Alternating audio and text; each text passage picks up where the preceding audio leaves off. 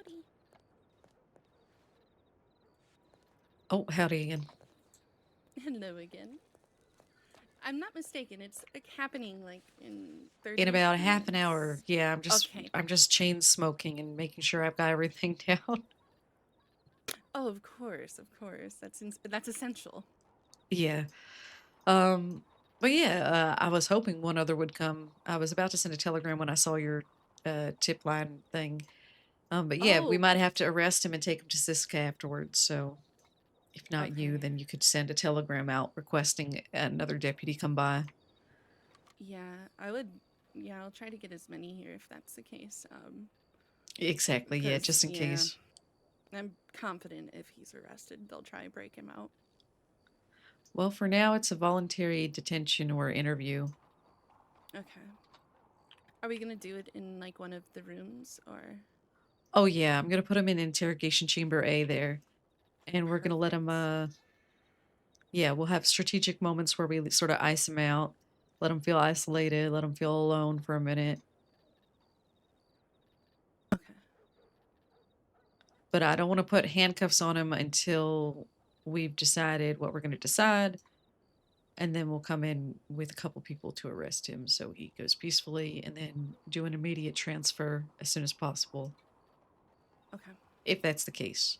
I'm pretty sure based off of what we have. I don't know. But until I get his Yeah. full statement, you know. Exactly. Yeah. Oh, I brought you a stew, just in case you were hungry. Oh, thank you. Of course. Fresh from Rhodes. It's Eleanor Carter. Thank you. I know Yes, Rogue things smell Trader, good that's the one. together. Let them know I went.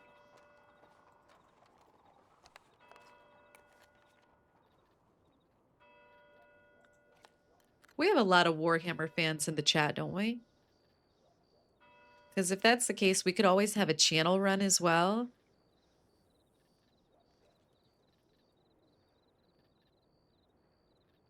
To fill up those Mondays once the Monday Baldur's Gate is done. Although 6 people to organize is a lot more difficult.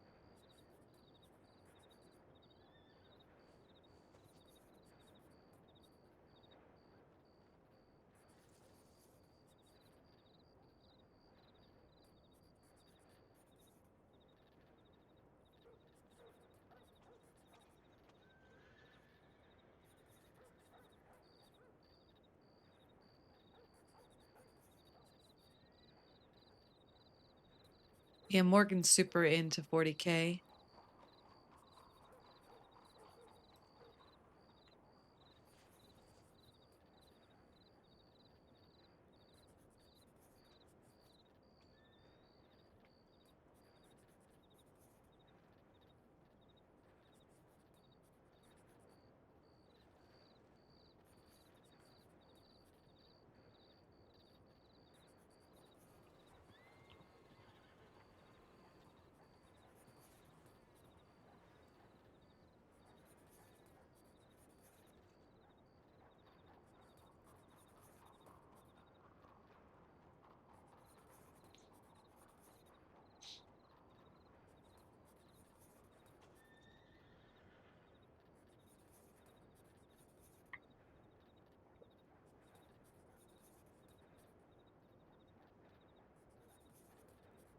Jetwicker, while transporting, he stated he was not going to Sisika.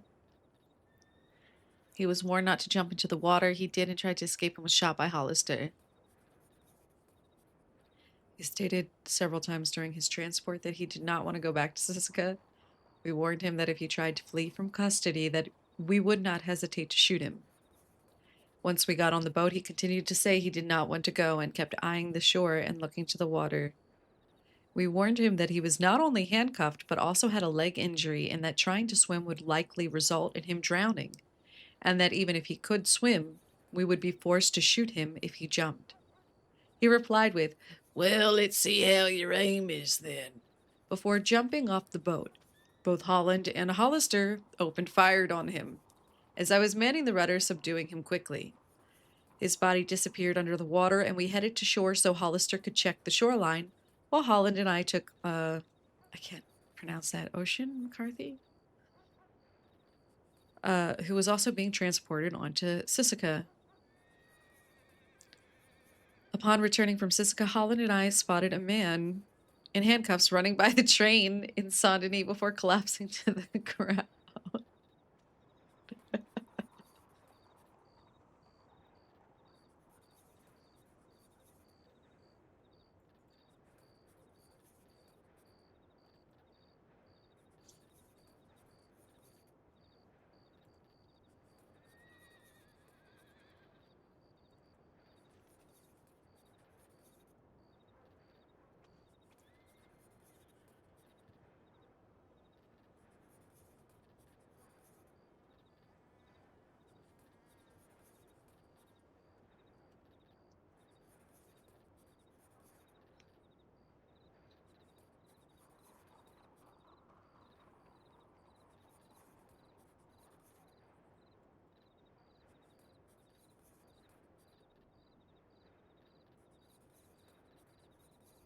Oh yeah, by the way, guys, guess what I printed from July?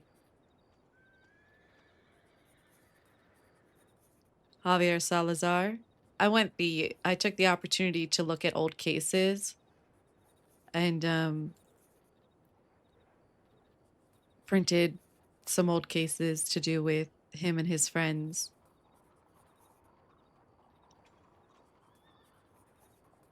Everybody's catching charges.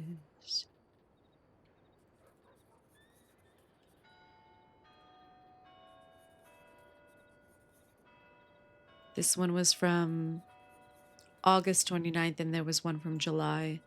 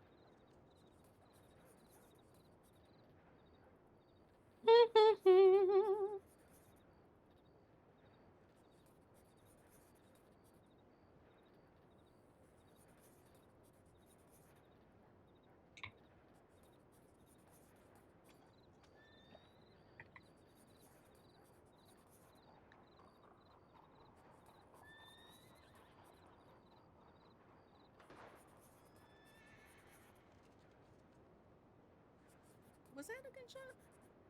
I thought I heard something. I also have to check my telegram, so we may as well. Yeah. That's...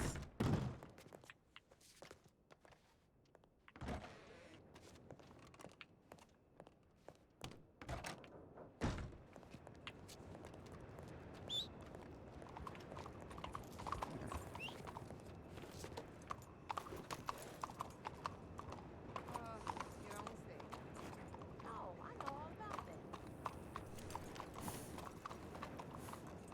don't know which way it came from.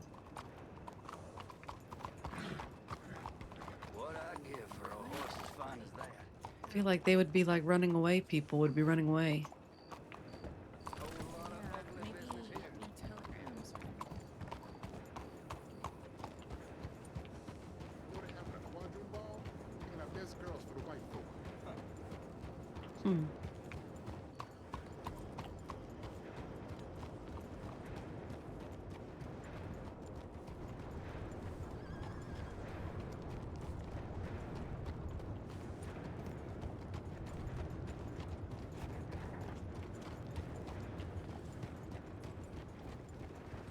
Mom.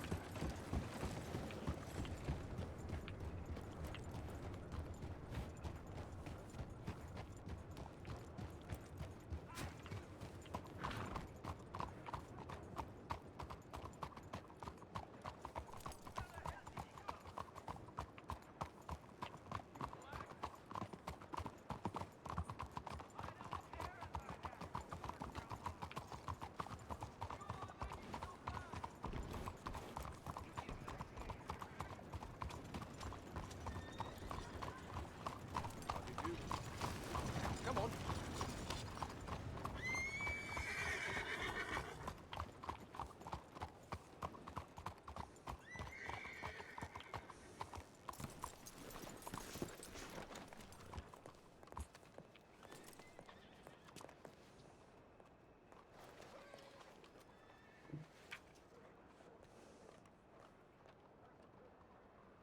A little.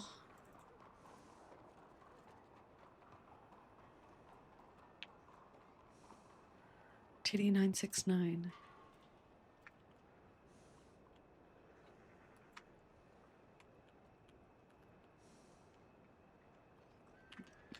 Dear Casper, if you're still around, it would be convenient.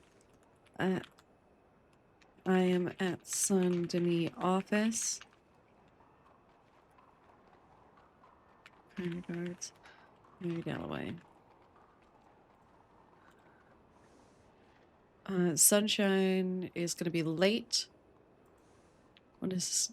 Fucking PO 998. Dalloway, Detective Dalloway. Dear Mr. Landry, I am sorry to hear about your delay. However, I can accommodate this. Do let me know if you have any luck with Saints Crossing Transit Authority.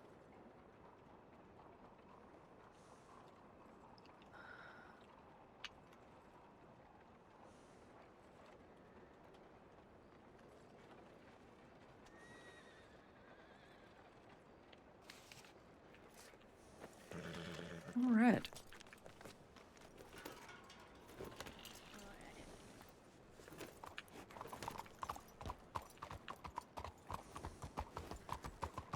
All right. Received word from Mr. Landry that he might be a little late due to his injuries causing some delay in travel. He's trying to get hold of the transit authority. Okay. And I'm trying to get hold of Casper Finn. In the meantime, hopefully I can at least talk to Casper Finn briefly. Yeah. But what case is that about? I actually want to talk to Casper about Mr. Landry. Oh. Okay. They've had an ongoing feud, Really? and I'd just like some insight into it. I'm curious. Okay. Yeah, something about some article written, and just a lot of back and forth, and I'd like to just know a little bit about it. Hurt his feelings.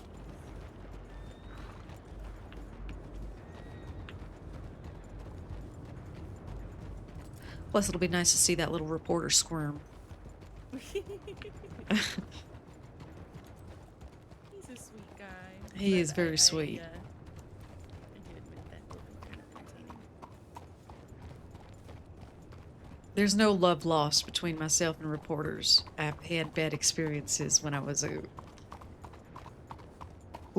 child with reporters and sensationalizing a crime that I witnessed. But Mr. Finn's all right.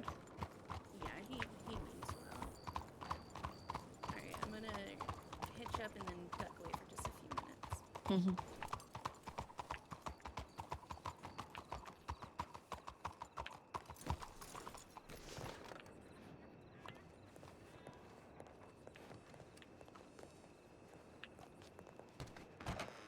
I got the door. Okay.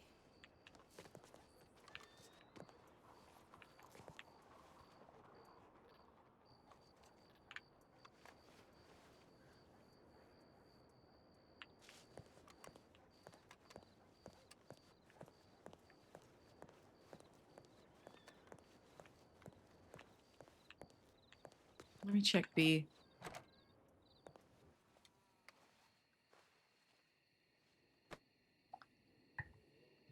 Oh,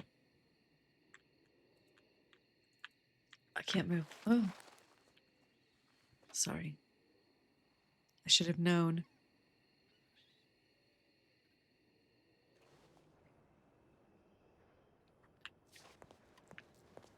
All right. Hopefully Casper Finn gets here with enough time for me to just talk to him and then scurry him along. Probably out the back. Sorry, I gotta stretch.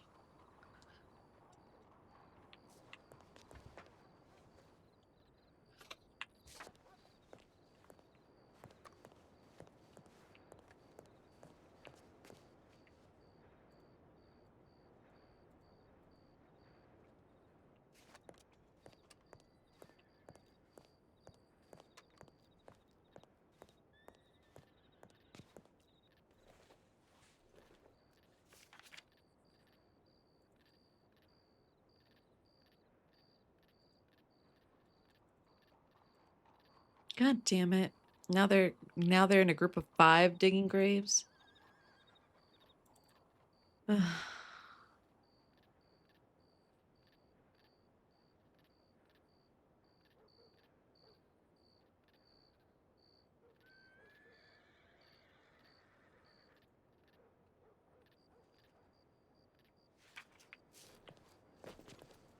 There aren't a lot of us on right now.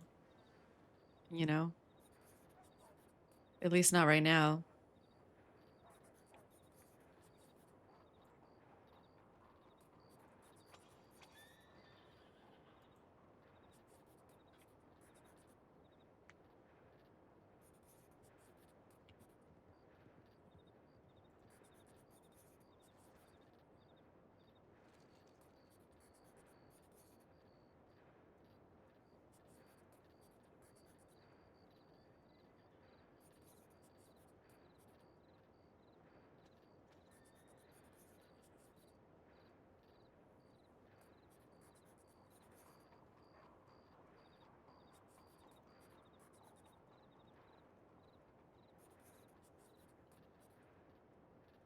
Oh no. What happened to Wainwright?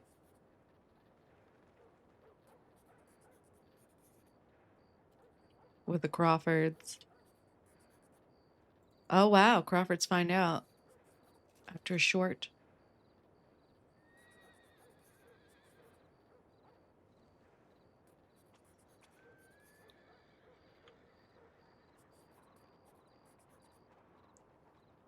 Standoff at the telegram station. They fled towards the coast and got in a boat. Deputy shot down 2 and the others fled and secured a second boat to flee toward the manor. Another was shot down and the 4th fled on foot near the manor where they were apprehended. Becker, St. John, Wainwright were in the sheriff's office when they responded to shooting at the telegrams. Crawfords were shooting up and robbing locals. They fled toward the coast. Oh my gosh. They took a boat. Wow.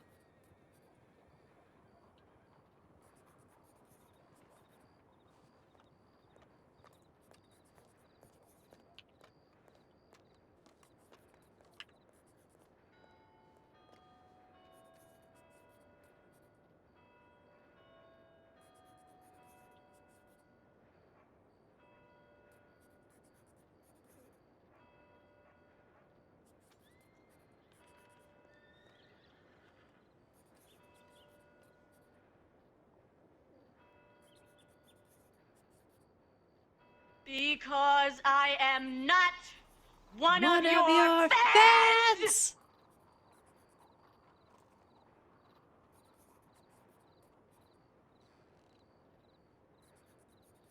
Welcome.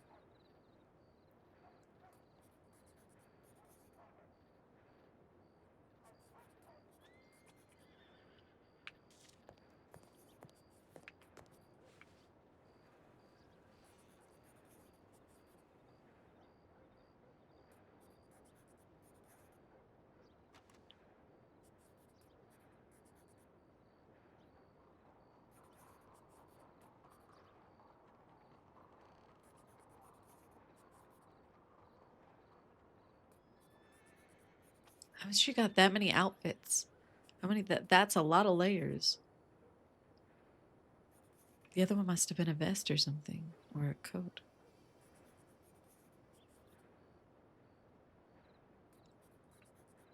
All her outfits are so cute.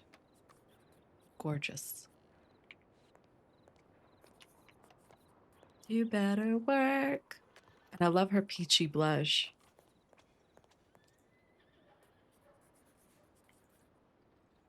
My God.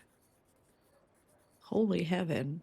Can never have enough outfits. Yeah, and when someone hides them under like one, you pay $50, she got her $50 worth. She got her $50 worth, honey. Really cool.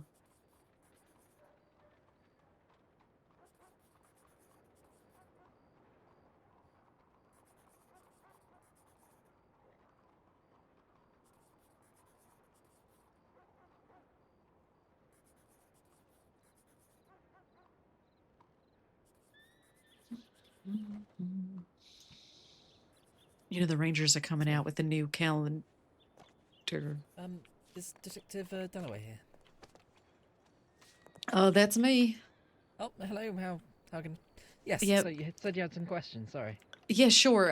You don't have any weapons, etc., on your person, do you? No, I don't. I mean, Excellent. I've got a knife. That's it. That's Get rid of too it. much of a weapon. I'll put it on my horse. I don't trust you, Mr. Finn. No, I understand.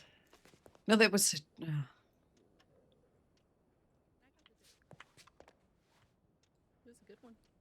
have to follow procedure.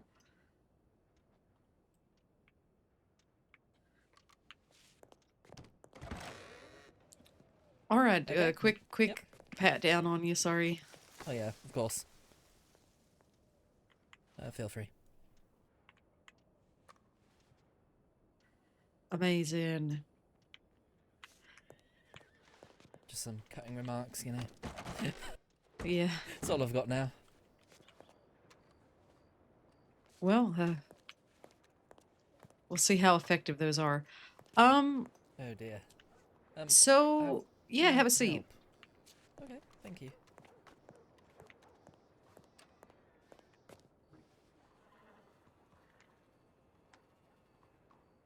So, All right. how can I be of help, I guess? Okay, I'll try to be quick because we're expecting someone who I'm about to ask you about imminently. They are delayed, so we have a few minutes. Okay, yes. Hi, Ziegler. I want to talk to you about Lucius Landry and your history with him. Oh God, sunshine, Jesus Christ. I've got many things I want to say about him. He shot my editor. He was the one who was kidnapped me, threatened just a bunch of violence on me multiple times. Is there anything specific you want to know, or is it just everything? When he asked you about sort of getting close to the quote pig-faced lady in Van Horn Okay, and the yes. seer, did you ever identify the persons which were involved in that? So I know Chop. I don't know about the seer. I believe Chop is currently in Armadillo now, and they were invited by the goons. Chop is the Pig mask lady. right.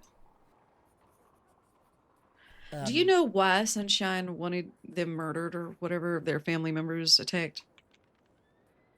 Oh God. Okay, so this is a bit of a long story. Basically, what happened is the goons declared war on the Vanguard. That's the people from Van Horn, although they're no longer in Van Horn now. I believe they got kicked out by the Jolly Rogers. Then,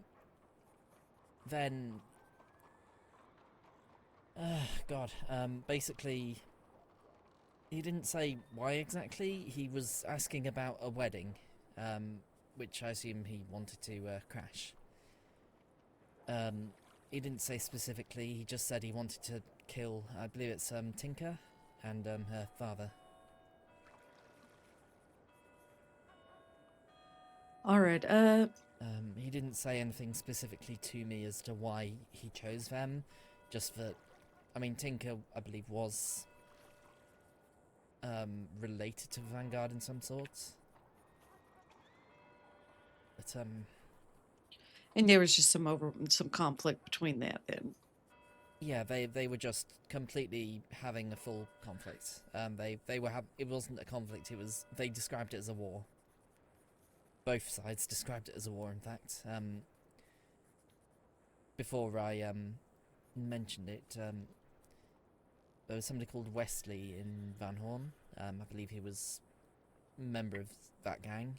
He said that it was a war where they'd literally been delivered rules of war. No innocence, things like that, which, according to him, the goons allegedly broke immediately, shooting a bartender in the chest, I believe, killing him instantly.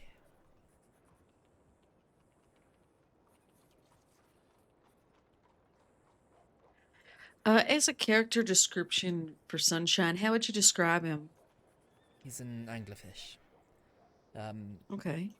You know, he's one of those people who he will draw you in close with this big personality, this big, bright, shining smile and joyful nature, and then when you get close enough, he bites. And he got me once. Well, twice, in fact. Well, fooled me twice, shame on me, I suppose, but I was distracted at the time when, of course, I got kidnapped and told to go to Van Horn and spy on them, essentially. Hmm. Which, of course, I reported as soon as I got out of the situation, because they got into a gunfight. What do Had you me know hide in about bush the and members of his gang? Wyatt Mooney is the main one I'm aware of. He has shot me before. He's the kind of person who's a bit of he's a barking dog, but the thing with that is if he's always barking, you don't know when he's going to bite. Growler is Growler. I admit I've tried to keep away from him as much as I can. I did know Butch, but he's obviously dead now. I'm not sure about anybody else specifically. I Did knew you ever that notice Mary any ladies was- hanging around them? I knew there was Mary Glass, I think, who was... I believe she's also dead now. Do you know her relation to the group?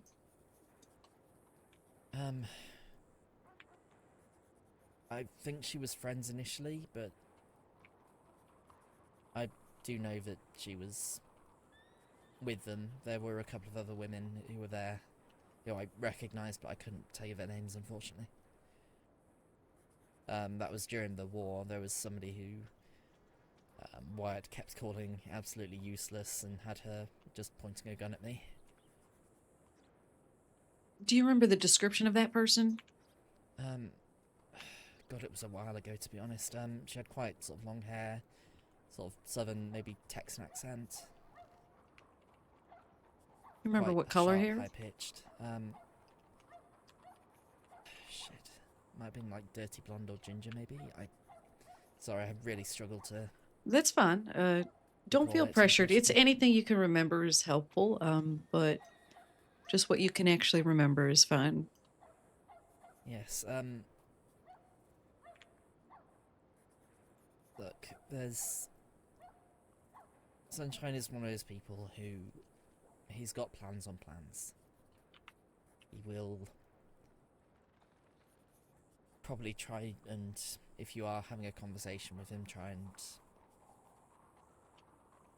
make you comfortable, I guess, in some way or another. And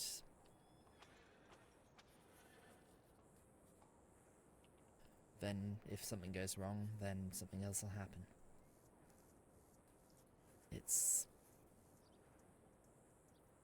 difficult, unfortunately. I wish I could,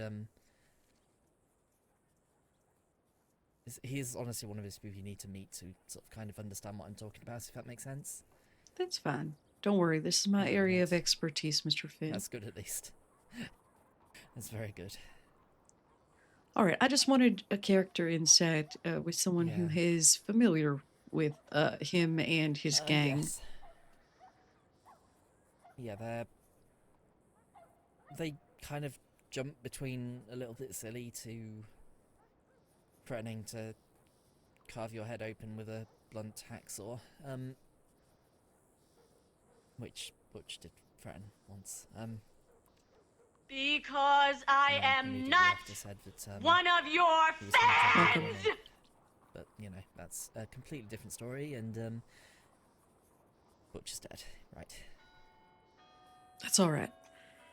Even folks So who are it's- deceased can give us a lot of Yeah. insight into context. It was mostly... Most of the people who I talked to were Wyatt Mooney and Butch. They were the ones who, well, did a lot of the talking with me. Apparently I'm Wyatt Mooney's favourite ginger right now. Which I'm not sure if I'm okay with. In fact, I'm definitely not okay with it, but there's not really much I can do about it. Wyatt Mooney is getting married to somebody called Adelaide. Oh yeah. Does she sound? Have you met this person? She What? thinks so. Yep. I've Is that heard. the person? Yeah. I've heard that voice before. All right. Okay. So It's okay, close that's as. at least two descriptions. What color hair? Yeah. I wish I knew, sorry.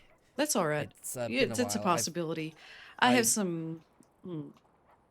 I've heard her talking, I think, but when I walked into the saloon one time, I saw her basically, her and Wyatt, and was just like, nope, I'm going to extricate from myself from this situation as soon as possible. Do you know if they're I on solid think she's ground? got- I mean, he's getting married. I'd say they're on fairly solid ground. When are they supposed to have be getting married? I don't know. He didn't tell me. He's, I think he told me that in order to, try and get who I'm marrying, Oh, lovely. which is, All right. yes, Well, which I very promptly said absolutely not.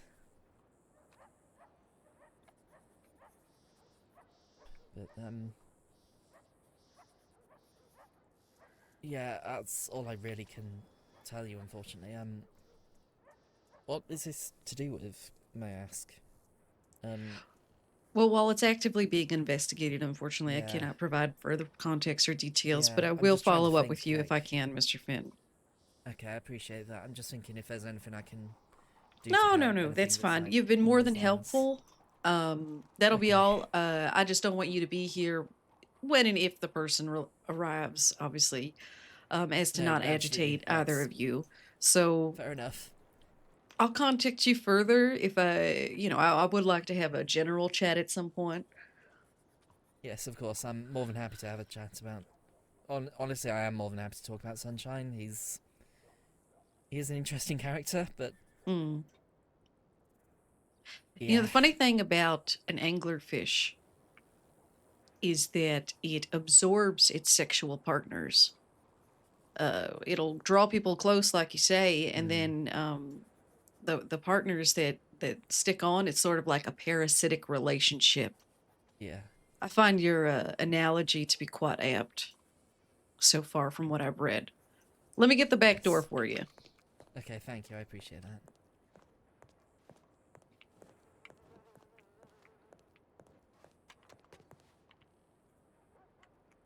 But yes, so that's quite apt. Now you've described it, but thank you very much. You stay safe, okay?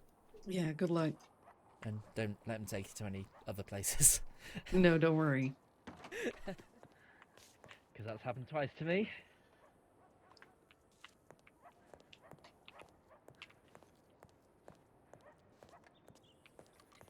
All right, I'm gonna take 5 minutes. Charged and everything. Okay.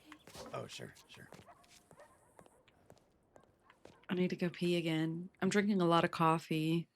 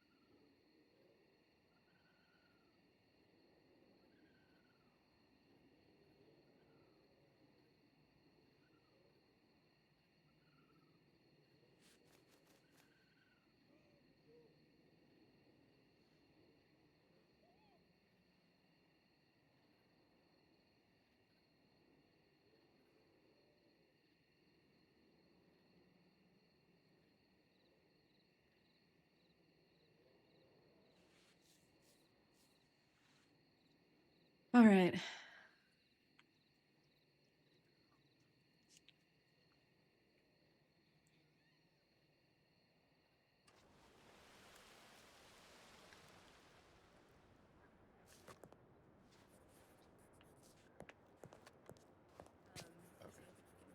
And then the one that I'm gonna be going to in an hour is heard about like people receiving telegrams regarding elks and certain caves being marked up and You say elves? elk, like the Elk. animal. Elk. Yeah. Okay. Elves. All right. Yeah, No, I've and so it's not heard of that. it has to do with like a former preacher of Valentine who's kind of lost his mind. Okay. I'll bite. What case file is this? I have to check my telegrams.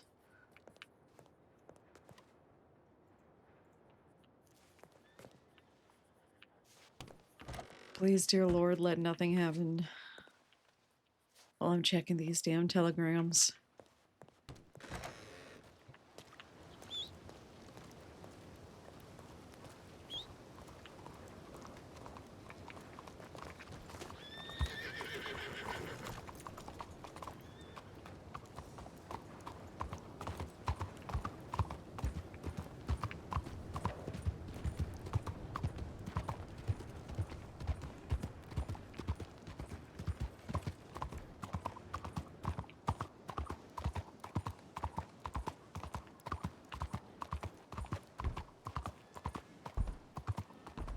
What do we have here?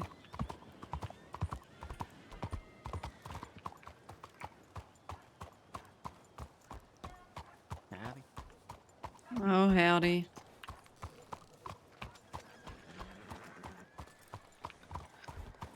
Is this the fucking Robathon people? Because I really have shit to do in a minute. I do too. I don't have time for them to be robbing people. Oh, oh, God, what a waste.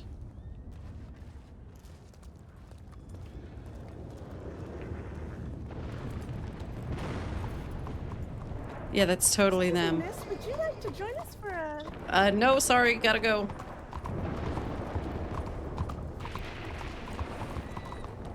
That's definitely Bedlam, and they can suck every toe.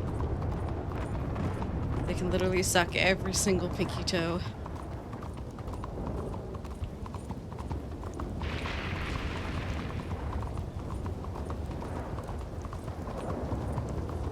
A skirt is not a disguise, Bethany.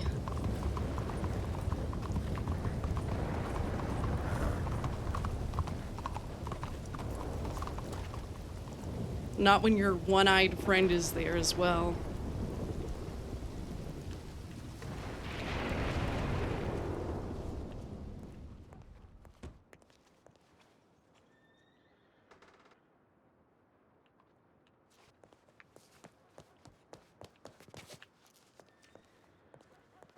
Bedlam Gang is at the telegram station asking people to come with them. They just asked me to come with them, and I told them I was busy. Was it? Is this They your got tip the that I just wagon. Was yeah, they got the wagon. Is this your tip that I just read? No, no. What Okay, is it? All right. How? It literally just says Bedlam Insanity. I figured it was you, since you came back No, so no, quickly. that's not me. Okay. How many are there of them? 4 maybe. There's 2 women, so, and there was the one-eyed fucker, and the other. I think I saw Moxley, and so he was talking to somebody. It's a lot of them. Okay. She's like, "Excuse me, ma'am, would you like to?" Your friend there with the eye patch.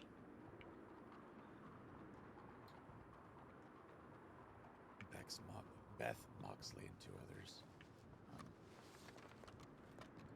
Oh the yeah, very Bedlam's least, in the telegram office. just They tried stopped to being- just ask me to come with them to their wagon of doom. Oh God. Luckily, I was just like, "No, bye," and rode away. Okay, Good. Moxley's 1100 days. It's not Beth for is me. 1100 days. Shoot. I mean, you guys have things going on here pretty soon.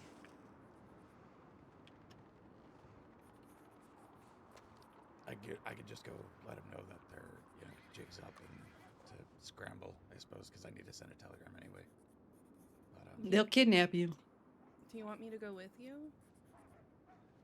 well, I mean, you're planning on Sunshine getting here, right? You got to get all that information. Hopefully. But shit, I mean, Yeah, he might be late. God knows. I can go in disguise and just kind of keep an eye on him, just to see. But I mean, surely they're gonna pick somebody up at some point here pretty soon. Oh yeah, that's what they were Robbery. fixing to do. Yeah, that's what they did to Kane in Blackwater.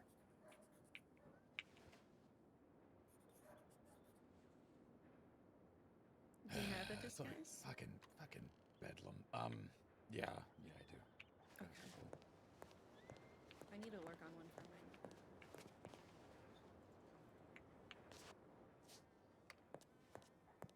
They're always every morning.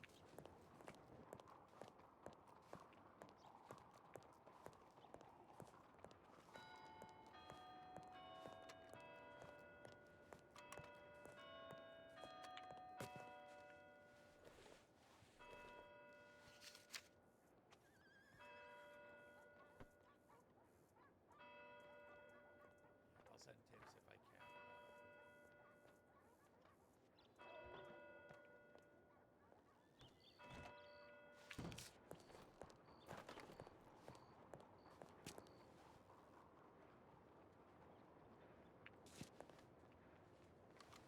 Oh dear. Took the words right out of my mouth. Hmm.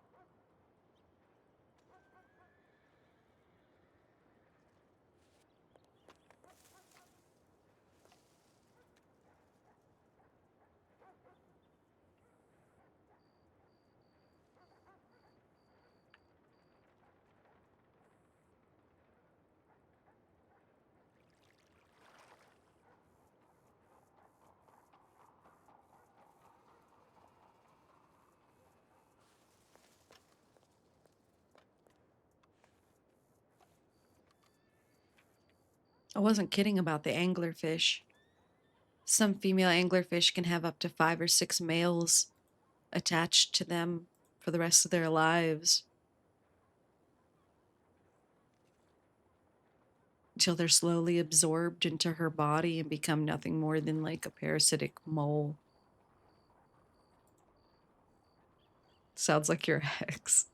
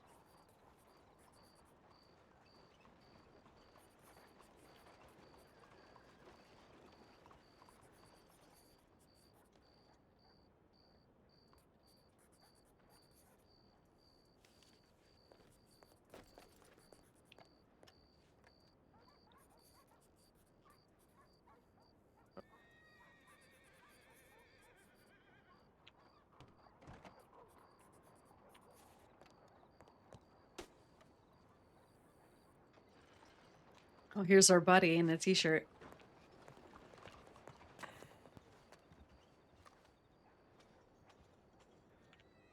Howdy, I'm here for a meeting with Detective Dalloway. Oh, welcome. That's me. I'm guessing that's Mr. Landry. Yes, yeah. The doctors really suggested I reschedule, but I thought this was of grave importance. Which doctor, sorry? Oh, just the Armadillo locals. Oh, I see, I see. Well, I'm glad you took the time. Just for future reference, if you are heavily injured and you do need to reschedule, that's fine. Well, are you feeling well enough? Are you fine? Fine as I'll ever be. I'm full of grapeseed extract. They say a horse wouldn't feel anything. Excellent. All right. Well, I hope you've put any weaponry away, etc. I'll have to do a quick pat down before we go inside. I have a knife on me. Oh, yeah, you might want to.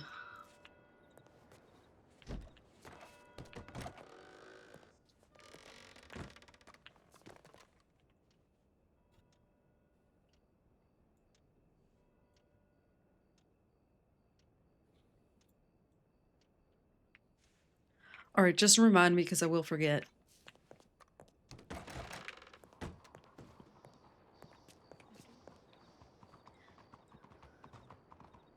I've never been in the interrogation rooms.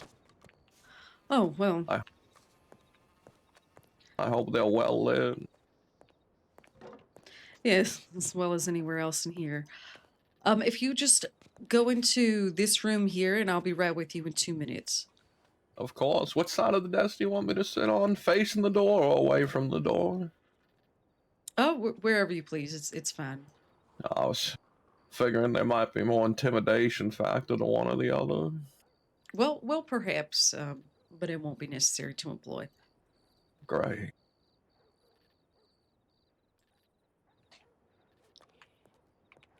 Oh, this should be interesting.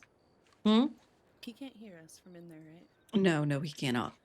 Why is he dressed like a cult member? I believe he is heavily injured. I believe those might be hospital Okay. gowns. Okay. That makes sense. More sense than a cult. Okay.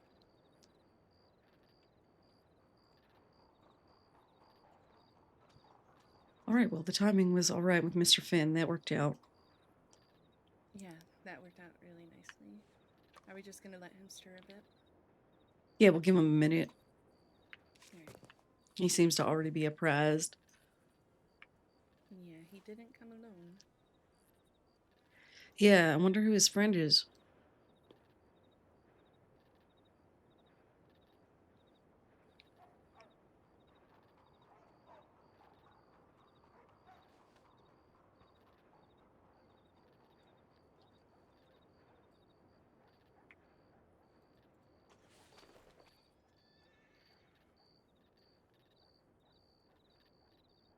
The lighting in here is atrocious.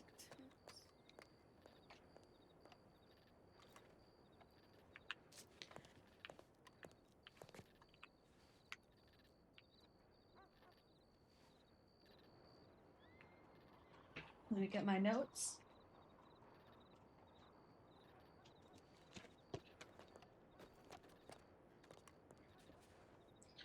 All right, so step one, I'm gonna go through personal history and background. Just start talking to him. Okay. And then once we've gone through a bit of that, any knowledge of the crime scene, discussion, and I won't be directly discussing these things, just trying to get to these places. Motive and reason for the crime. Things like that. All right. Let's see. Okay. Let me grab my shit. No worries. My keyboard is acting so fucking dumb already.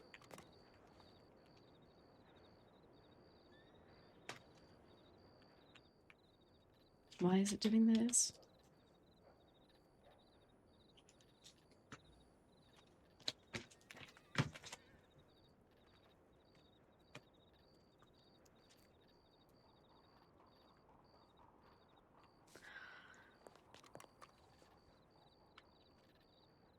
All right, let's go ahead and go in. Yep, let's get him.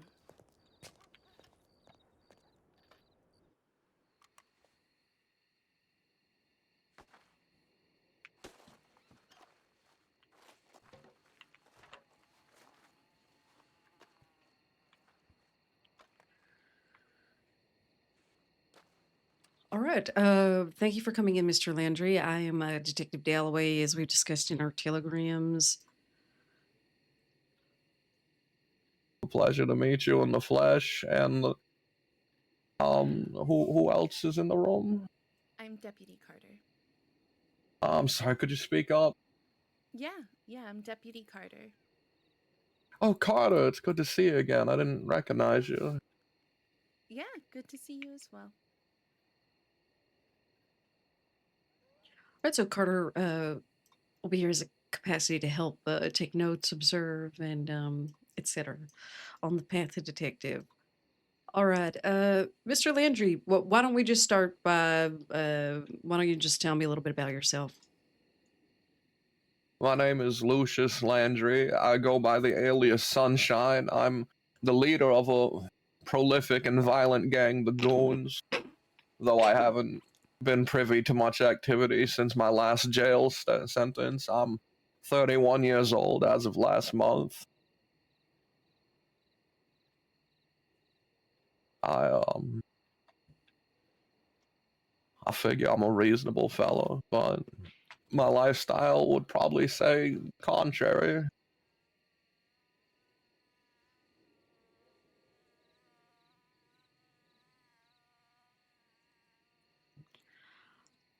All right, and what time did you arrive in what sort of month or dates did you arrive in the crossing here? Or have you always I, lived here? no, I moved from Louisiana when I was a child to Nevada, and then when I was 24, I left. No, 26. Sorry, I left Nevada and came here. That was about, 5? a good while ago. But as of moving into the crossing in specific, that was, I don't know, maybe 6 months ago, 7 months ago, half a year, a little more. Mm-hmm.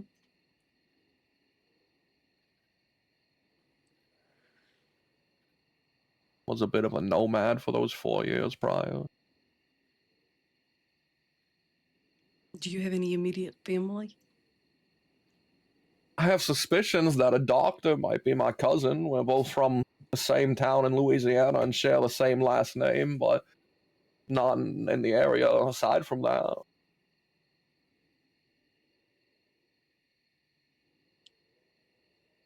Did you grow up with family? Raised by Yeah, kin? I was raised by my parents, father and mother. They were fine, attentive people.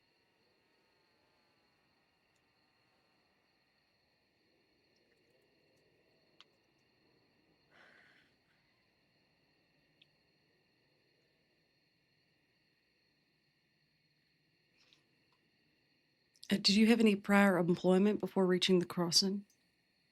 Yeah, I was from the ages of about 19 till 26. I was a judge in the state of Nevada.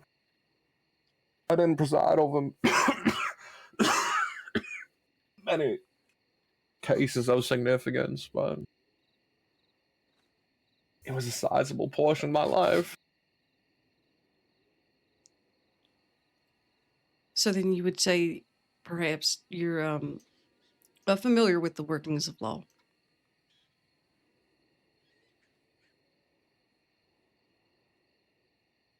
Well, state laws vary, but I'd say that I'm well versed enough. Mm-hmm.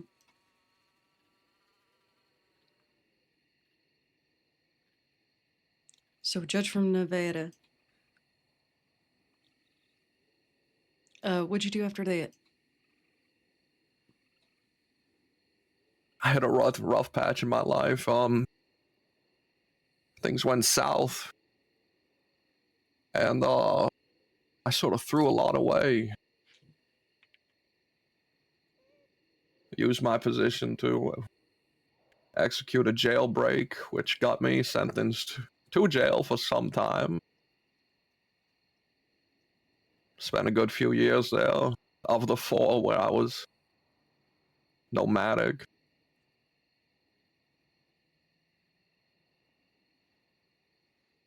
What made you facilitate a jailbreak?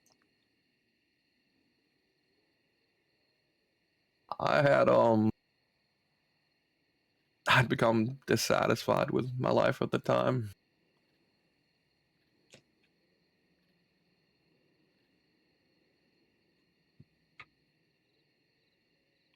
Well, how so?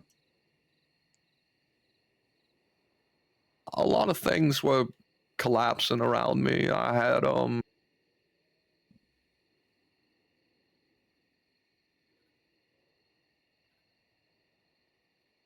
was engaged at the time. To a lovely person named Heather. She was everything, and I let things fall apart, and then I just started viewing the criminals in a way where I felt envy for them. They seemed so much freer than I did, even though they were on trial for what they had done. They looked like they lived with less regret than me. When you say you let things fall apart, how do you mean?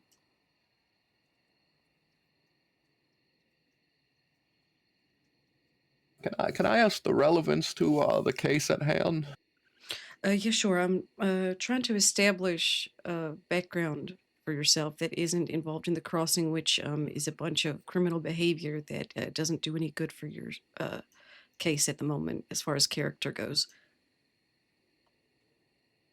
So I'm trying to establish a baseline of your history before the crossing as well.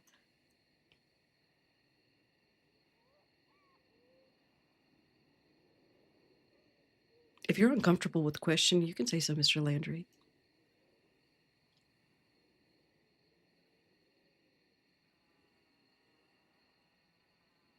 I think the specifics of my relationship with Heather are not something that would benefit my case.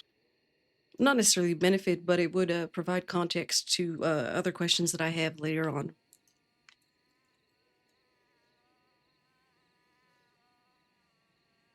We were both just unhappy people, and neither one of us were willing to put in the efforts necessary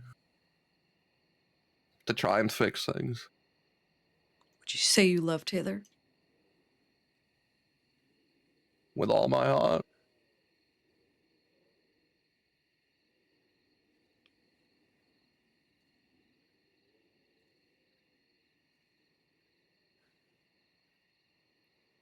Who sort of broke it off then?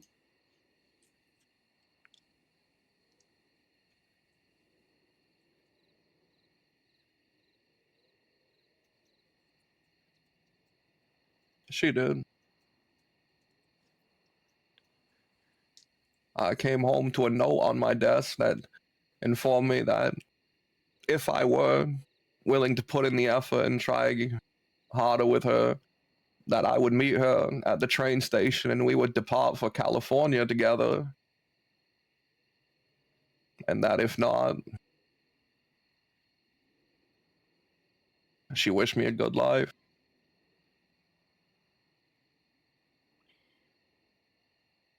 Why didn't you take the train?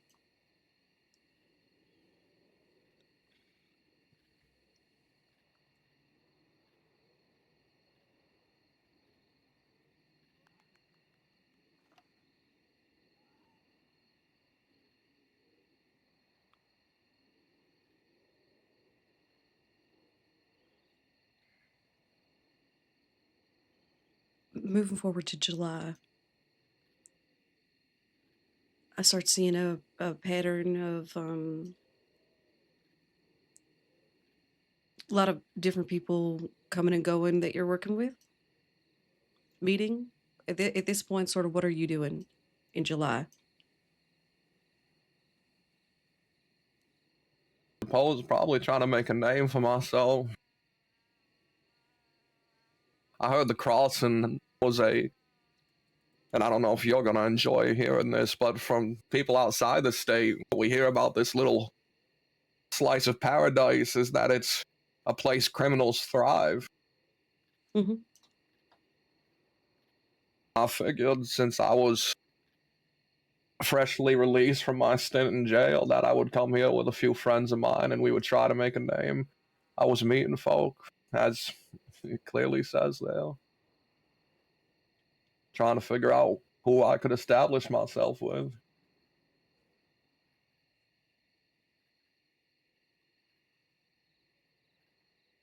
Who did you meet that sort of stuck out to you? Mr. Butch Egan. He was a fucking monster. How so? It was hard to tell if the man even felt empathy back then. He was so direct and to the point. He was where all of my weaknesses were. He was strength. Decisive and violent and at the time easy to use.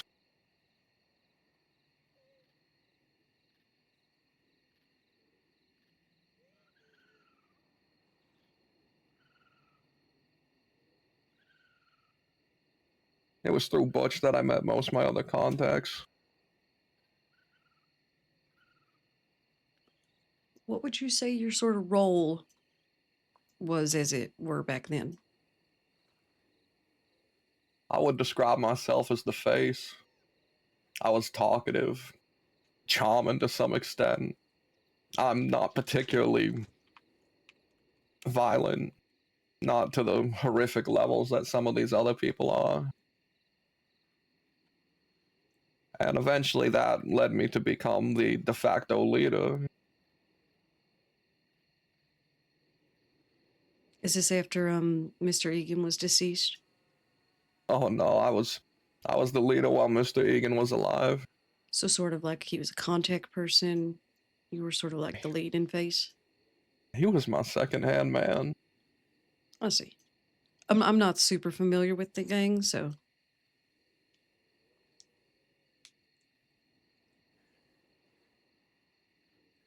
Who else did you meet that stuck out?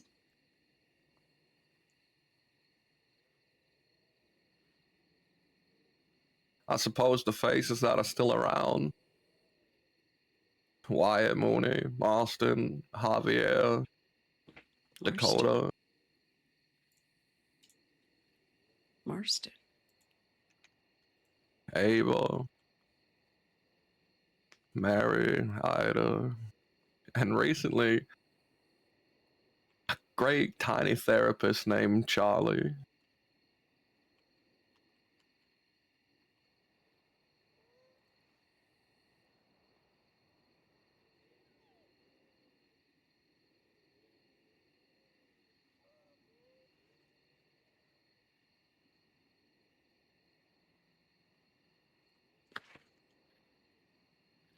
All right. So back to sort of July times.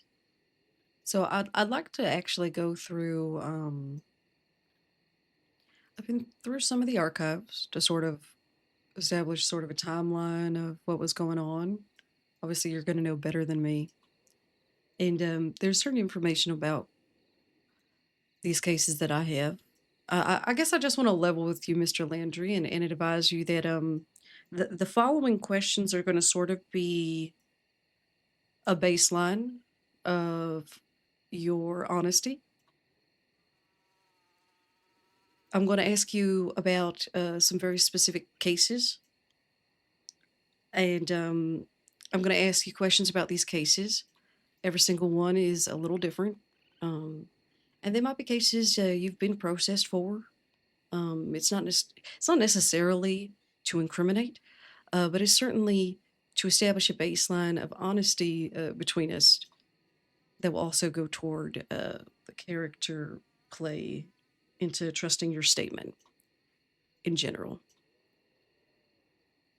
I feel I should warn you, and I hope it's not due to any lack of empathy or abundance of apathy on my side, but I might have forgotten about a good deal of these. No, that's absolutely fine. I sort of prepared for that. You see, I'll give you information about it so we can try and bring you back, so to speak. Because I feel like there are certain highlights that one might not remember because you do a lot of things all the time, kind of deal, or there's a lot of craziness happening. But certainly highlights that can bring you back to certain scenarios. And I sort of want to go through your history here, essentially, from a perspective of someone who doesn't know you very well at all, myself, in the hopes of attaining sort of a context and perspective on your time here since at least July when I started. So in July, I see an escalation of violence. You're coming into contact with various people that we've stated before, Mr. Egan, Mr. Mooney, Because others. I am not Welcome. one of your fans! We have a case number where there's a shootout in Blackwater with you and all your friends before you guys run off. Now, this is quite a decent time ago. Against Hank Hammer and the ranchers of McFarland's.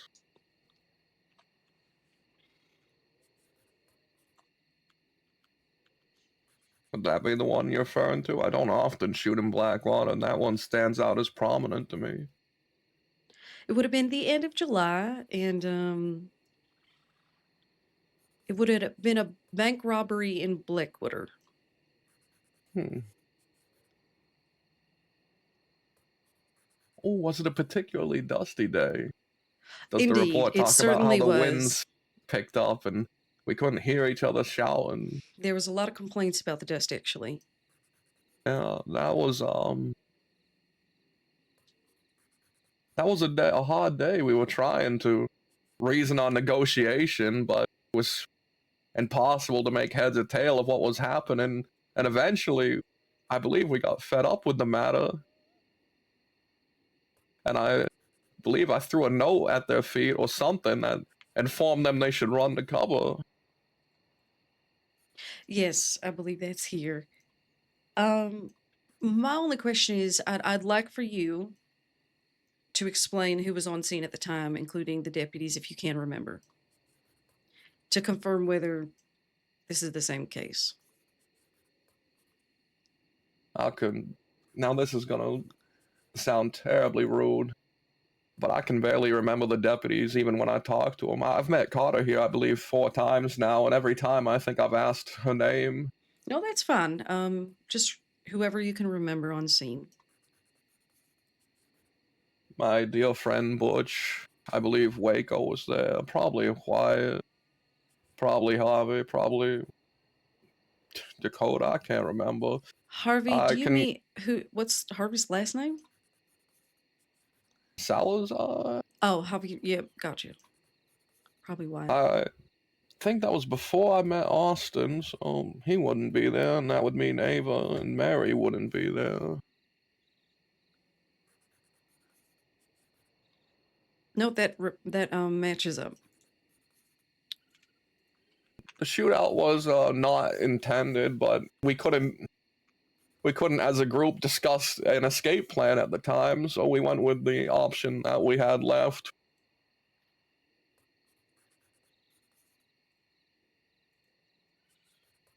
It might not be. Let's see if he had +5. 1, 2, 3, 4, 5. Yeah, I'll need to add that. All right, that's perfect. Twin Rocks shootout shortly thereafter.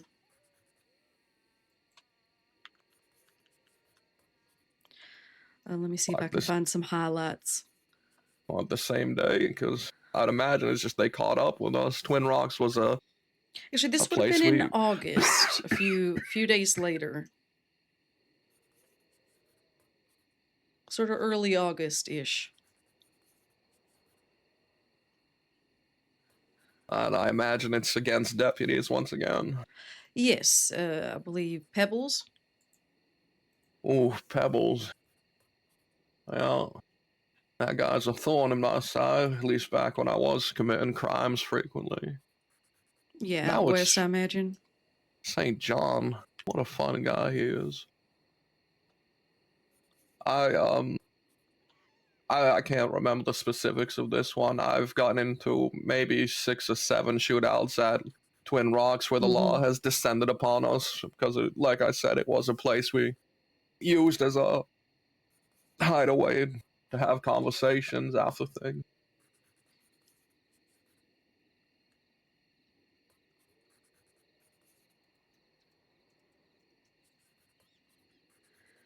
And by we, you mean?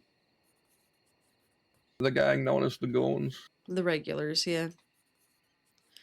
So if I were to presume who would be there, I would say it's going to be you, Butch, Javier, Waco, Wyatt Mooney. And aside from that, could be Dakota. She sometimes rode with us. Maybe Austin at that point. Hard to say. Okay. Let me add a section.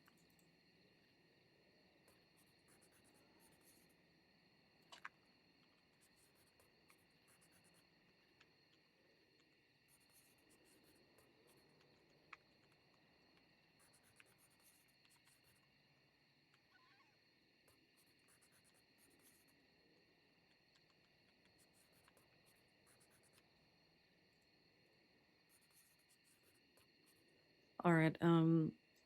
you, um, My favorite subject. very good. Bolton left half dead, stabbed, used for bait to grab what's his face. Johnny was there.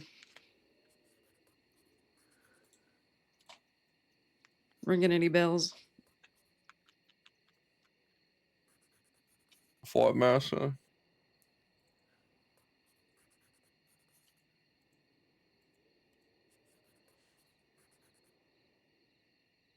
Out near Armadillo.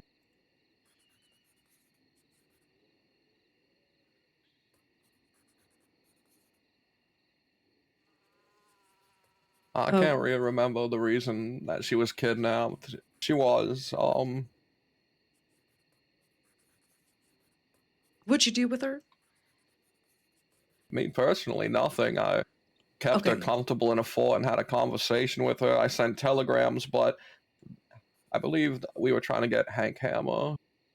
He Mhm. never showed up. I let her go, but another fellow wasn't too comfortable with that. Oh, which And one? at the time, he was Mr. Egan. Right, He right. had a fascination with chasing folks with a knife. He really enjoyed it. Like I said, he was a monster who filled in the blanks for me, where I'm a bit more prone to speaking and such. He's prone to action. Sort He of was convenient. insistent on getting to chase her.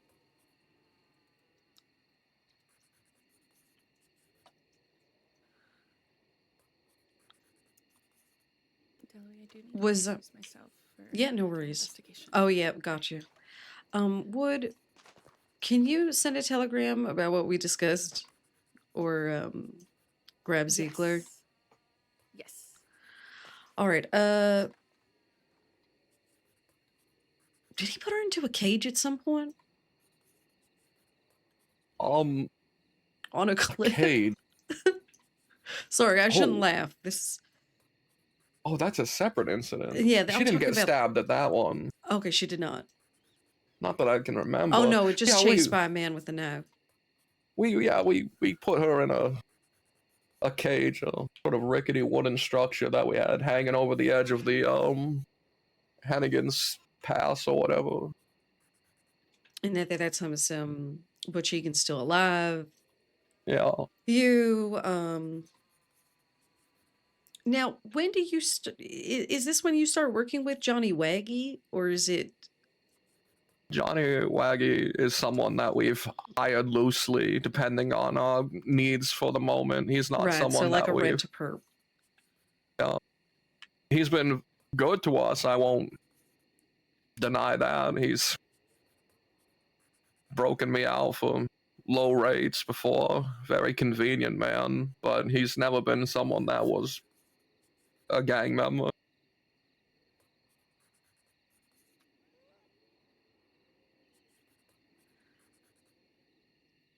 So how did everyone react on scene to that day? To what?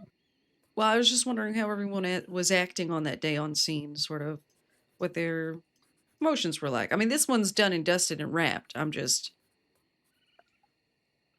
personally curious, if I'm honest. No one's freaking out about this lady in a cage being chased by a knife because that's that guy's thing. Is this all normal behavior at this point? I can't even remember her getting chased that day, which was distressing to me. If I were aware of it, I remember there was a lot of threats given her way. Things like, if they don't show up, blah blah blah, you'll suffer. And Mhm. I do know some folks, probably me even, were laughing about it. No, Was Wyatt laughing? hard to remember. Probably. What's Wyatt's role in this sort of scenario? then or now? Then on this sort of scene, what would have been his role?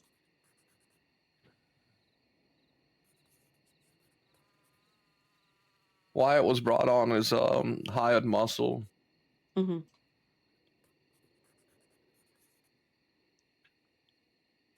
Would you say he's any good? Oh yeah, he's grown into a fully fledged person. What about compared to you? Oh goodness. I'm sorry, I've been distracted, Dalloway. Something Oh, reflective and disgusting has entered the room. And there's a well, man inside of it. oh, you're talking about Carter that. said that you, yeah, mate. Yeah, feel free to sit down, St. John. Couldn't find a tie this morning. Sorry. No. All right. Well, where were we, Mr. Landry? Okay, so you, Butch, Wyatt, goddamn Waggy, and folks are on this scene.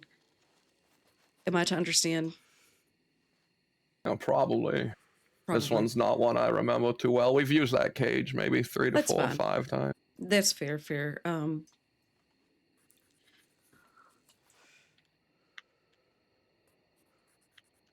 All right, moving swiftly on. August 27th, sort of late August. Casper Finn, the reporter. God, reporters. Can I tell you a quick story? You don't mind. Yeah, Maybe you please. do. No, enlighten me. All right. So when I was young, I was on the scene of a crime when I was quite young as a witness, and it just so happened. Is he dying? That there were reporters on scene, and they, you know what? I have a thing about reporters because they can be quite invasive, and I had an issue with reporters then, and I try my best not to be discriminatory. Anyhow, let's focus on Casper. So you have an issue with Casper. He's being threatened, kidnapped, Fort Mercer, about a feud. Forced to, basically, he falls off a cliff. Falls off a cliff. Yeah, I think he's scared and trips and falls off a cliff or something. Oh! I know this is gonna be hard to believe, but that genuinely did happen. We, No, I completely believe it. we have a strenuous relationship with Casper. My people had hurt him in the past. I was looking at the time. I was trying to create an organized fighting arena. I forget what I was gonna call it, but we were working for the Sunshine Sunday Super Slam. Oh, okay. A fighting event between me and my people and Van Horn, because we had recently had an altercation with them that was on the cusp of starting something bigger. But me and Pete worked out a fun little event, and I wanted to get Casper to make an article in the paper regarding it. But as things turned out, he couldn't, because I was a wanted felon, and apparently wanted felons can't get articles published. So we let him go that day, though. I didn't hurt him or nothing. I don't think I even kidnapped her. I might have been pretty.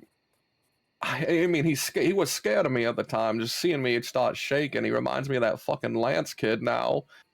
But I don't think I kidnapped him. I think I just encouraged him to come with me. But maybe I'm wrong. Maybe perception, it's in the eye of the beholder. Did you need me to send for a doctor or anything to come by and check on you? No. My lung was punctured by a bullet, and they had to reinflate it and stitch it shut. They said that for the next few days, maybe weeks, I'm gonna be coughing up blood here and there. That it's normal. All right. Okay, just so long as it's normal. I just don't want to, you to drop dead in the interrogation room. If only I could That'd be be pretty so lucky. depressing. Lucky? I don't think so. All right. At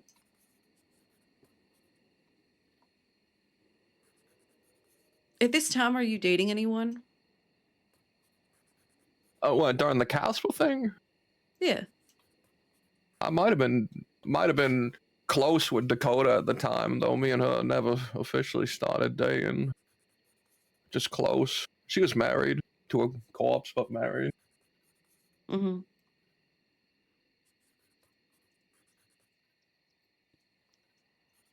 Oh, would she have been at this incident? I don't think so. This was a smaller one. This Mhm. wasn't like a big gang thing. This was me just having a conversation with Casper. All right. At no point. Well, did Wyatt threaten him with a hammer? Oh yeah, yeah, most certainly. All right, and then Casper and Wyatt had a very rocky start, but now they're friendly. It's so strange. well, I imagine it's in Casper's interest to be as friendly as possible, being a slimy reporter and all that. Slimy, no. Casper's a reporter of integrity. Do you know he published an article calling out Los Animales for their bullshit? Even signed it himself. Well, he's a brave little man. A brave little man. No, I'm mostly joking. Mr. Finn's been nothing but pleasant.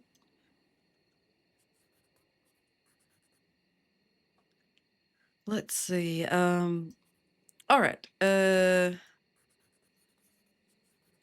Moving on swiftly.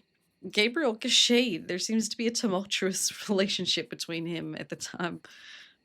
He would have been the transit authority gentleman. Y'all seem Is to be this upset at regarding me. an incident in Saint Denis? Perhaps. Let's see. It would have been Annesburg, it looks like. But there seem to have been a few incidents. Right. The one in Annesburg, he was inside the office, right? Mm-hmm. I believe I ordered him to usher himself into the safe back there. I believe it was at gunpoint. I've been told Mr. Gasade said we shot. I didn't shoot, and I'm starting to think that one of my people at the other door must have shot in his direction. But, I didn't shoot him, I remember that much. He had, he was behind the telegram office, and I asked him to write some telegrams for me, assuming he was a telegram operator in the past. And he sent fraudulent telegrams to the people I asked him to write. Oh, yes, I believe I heard about this. Was one of them about some sort of a romantic inclination you had that might have stirred up some trouble? I believe both of them were. To Johnny Right. Waggy and to a young girl, Jasper. That must have been a bit awkward. Yeah, and I believe at that time I was pretty close with Dakota, so that was a bit of an awkward situation. Oh, so you had to sort of deal with that. What does Dakota normally wear? The same fucking thing. Dark hat, dark tight pants that go up just above probably the waist near the belly. Tight tops. Never really coats, though. I guess when it got darker coats, you'd put on these big heavy ones. I haven't seen her in a good while. In fact, the last time I think I saw her around was Butch's funeral. And that what was kind of hat she over wears? 2 weeks. Some wide brim hat. Gotcha. All right, perfect. Moving on, there's a hanging dog ranch shootouts at late August. There's a lot of things happening late August. I'm guessing this is when you're hitting a good stride. Robbing, terrorizing, etc. Oh yeah, it must have been. The first time I was arrested was some 4,000 days, so it was after quite a lot of things happening. were hitting everything we needed to and not being put away, so it just led us to getting more money. Yeah, absolutely. I mean, I think as I was reading, you guys managed to get away quite a bit.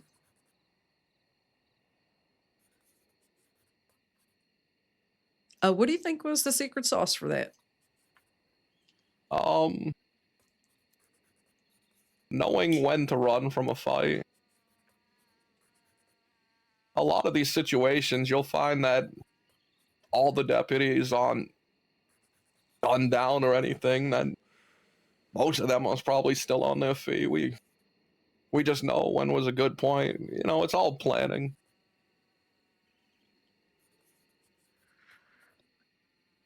Did you ever have any infighting in your gang? No, we've always been peachy and comfortable and happy folk. Sorry, that's a stupid question then. You know, maybe a thing here or there.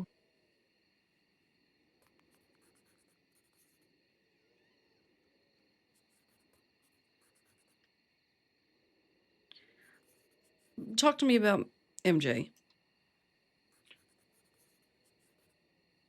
Mary Jane. What about? Well, just Where do you want me to begin? yeah, just start and end of a relationship. Give me the Okay. bulletin Alright. points, as it were. Since the fella's dead, I really don't mind airing this out. I'll try not to speak ill of him. Butch came up with a lovely, crazy idea, utterly insane, where he would seduce Miss McFarlane We're almost done with these case and stuff. Like, I'm somehow just trying to get the like go deed to through the the entire ranch. timeline. That was our introduction with her. That was what was going to start our very long feud with her. An intent to acquire her ranch. Oh, I see. I see.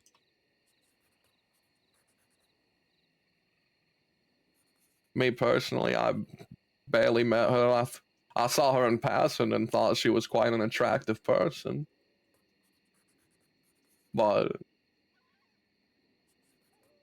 for the plan to work, most of us had to remain distant from it. Just let him go about whatever the fuck he was doing.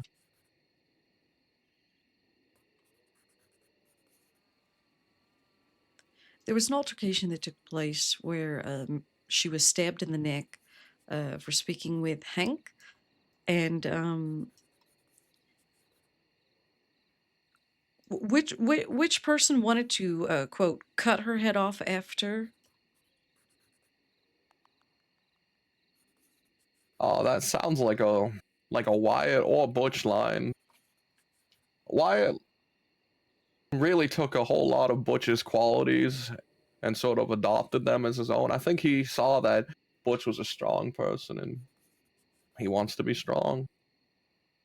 But yeah, that seems like the sort of jump that one of them would make. There's a quote here that Wyatt whined like a toddler. Would you say that happened?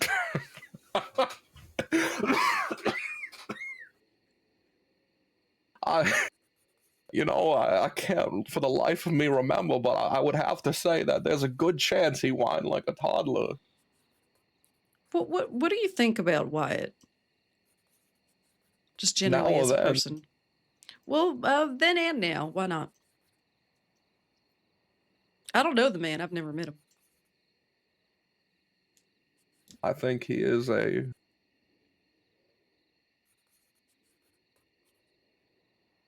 he's an interesting person. He is one who is capable of the greatest evils I've seen in man, yet sometimes the most bizarre showings of morality and empathy that I can see in a person like him. He's someone I care deeply for and want the best for. Would you describe him as loyal? To a fault.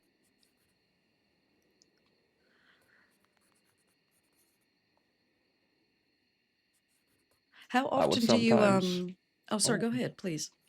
I was just gonna say I would worry that he's so loyal. He would listen to me even if it was something not against his best interest. Something he would detest doing and hate himself for.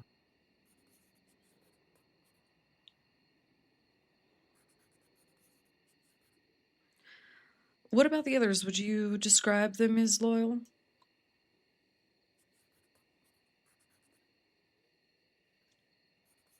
If I didn't after the things they stuck through me with, I would be quite the blind person.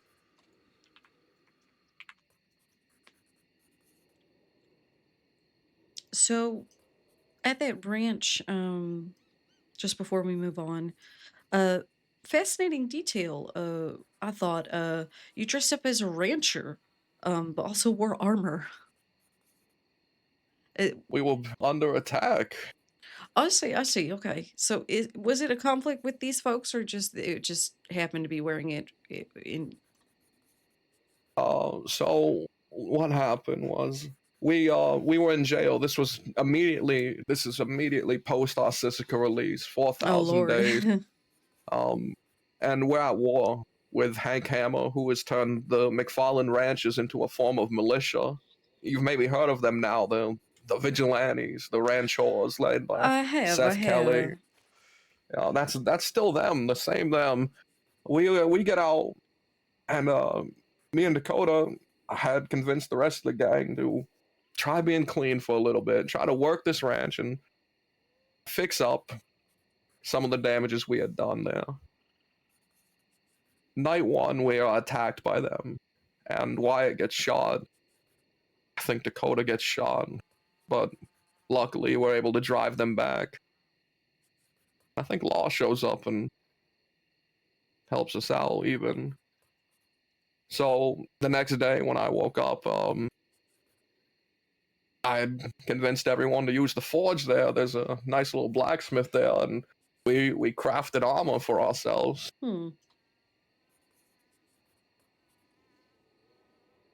That was a smart idea. I just thought it was interesting. And now it's a little bit of a calling card for us. We wear that armor during things. Do you all wear the armor? If I can get them to. When does Ida show up in the timeline? Ida shows up right around the end of the war with the ranchers. Hank Hammer has gone to Texas in order to get steeds, weapons, and men to fight with him. We have had an altercation with what's left in Wagner, and we meet with Seth Kelly. We organize peace, and during that time, she's there. At the time, she was with the ranchers. And but she had somehow become friends with Butch, and this was something that even I was unaware of. They kept private for a long time. That would be the first time I met with Ida. She was on the other side and didn't quite like our negotiation skills because it was a lot of Butch and Seth screaming at each other.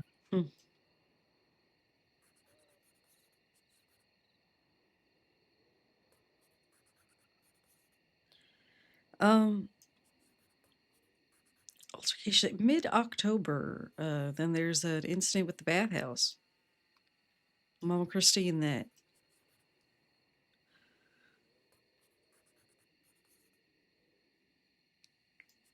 Who starts? Let me have a look at this. All these are I think all of these are processed. I just need to sort of like, this is what's happening, where you are, what you're up to, and then we're going to get to now.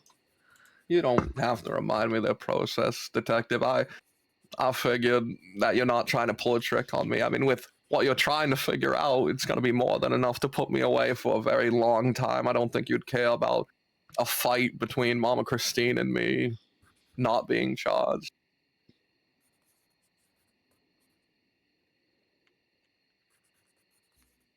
I don't know what you're referring to. I've had a few altercations with her.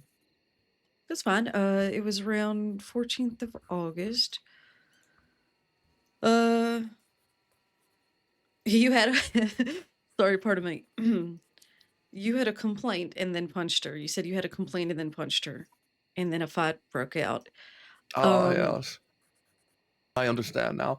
I received a bath that I can only describe as inhuman torture, a vicious assault on my very being and senses. And the first time I went down, this is actually the second time. The first time there were no law around, so it happened and we moved on.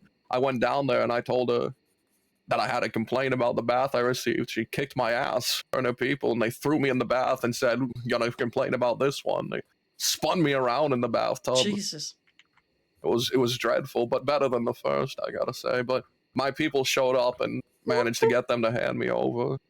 This was the second time I'd come back, and yes, we got into a bit of a fist fight. Oh, who would have showed up? Oh, to save me the first time? Yeah. Oh, I believe it was Wyatt and Hobby. Is Hobby the one with the bandolier? He definitely did have a bandolier. He's in a coma right now. What Has happened? been in a coma for some weeks. The end of a war. Right.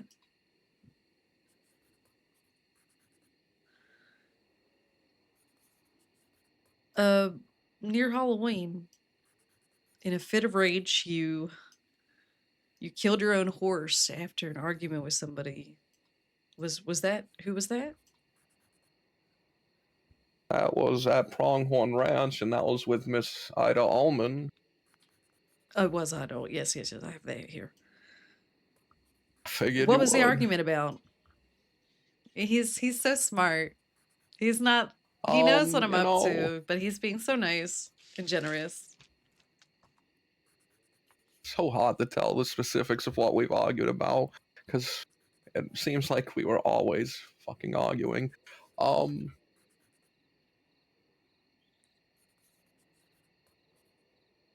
So it wasn't a lover's quarrel. Oh no, most certainly it was. Oh, it was. It was. Oh yeah, yeah. At that But time, me and her had gotten quite close. what? What? Oh, you know Pardon what? I me. remember now. Go Actually, you ahead, asking please. that reminded me. Go ahead. That's right. Questions can jog memories. She kept comparing herself to my exes, and it was really bugging me. She kept asking if she would ever be enough.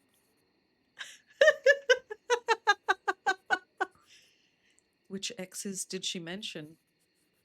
Oh, just Dakota and Heather.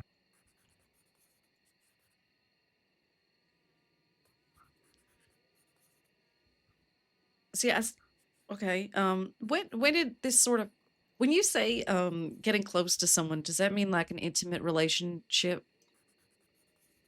All the way there. I use it specifically with Dakota because we never got together. We were just very close. But I guess I do refer to her as my ex. I suppose for me it meant more. More of an emotional bond. Would you say? Yeah, I guess so.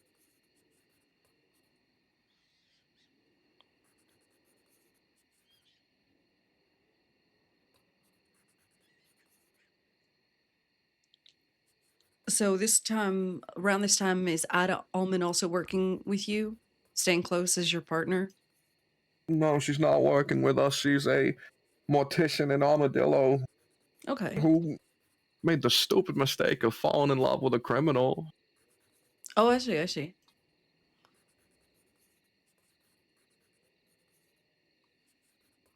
How did you two hit it off?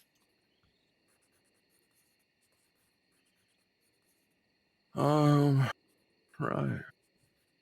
Butch, she was feeling down about things. She had left the ranch and was trying to make a life for herself, but couldn't find ground anywhere. Couldn't find. She didn't enjoy doing what she was doing, and at the time, I was going through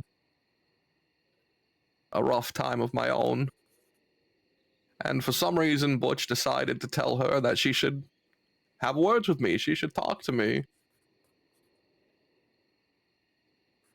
And one day, we were being chased by the law. I just wrote her out of a whim because she had been trying to talk. That if she wanted to talk, I was down at the Cia Coronado.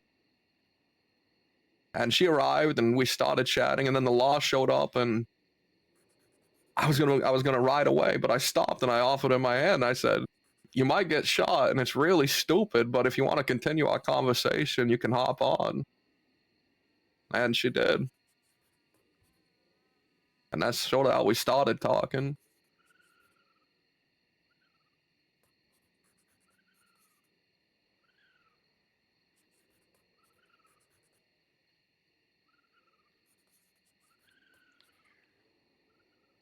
All right. Shortly after, well, I've got a gap here between October and December that I didn't really look at cases around that time. What are you doing around November?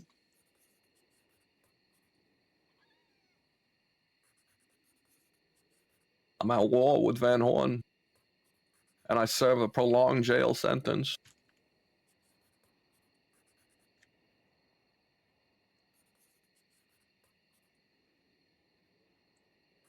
How are things with Ida during this sentence? Dreadful. Terrible. How so?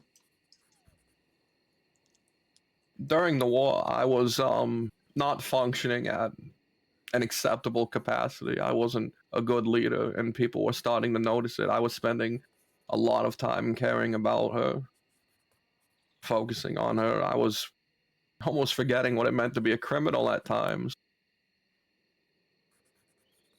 So I had to put our relationship on hold until I finished the war. And how did she react to that? Not great. She went and got herself arrested the day I got arrested. Went out and assaulted a lawman just to get thrown in Sisika, so she could confront me there.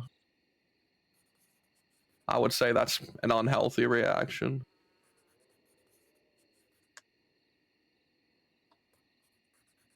And it's during that lovely period of time where I'm in jail and unable to do much that Butch Egan dies.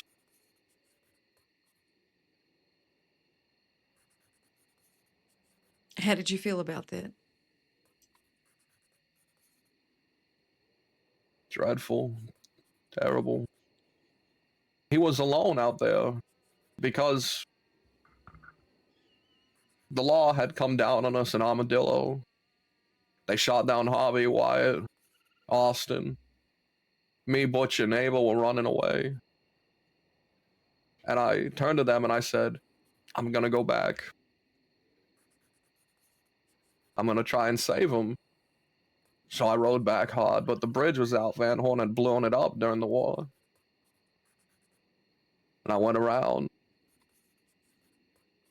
And by the time I got there, another lawman had beat me there. So I didn't save anyone, and I left Butch alone out there.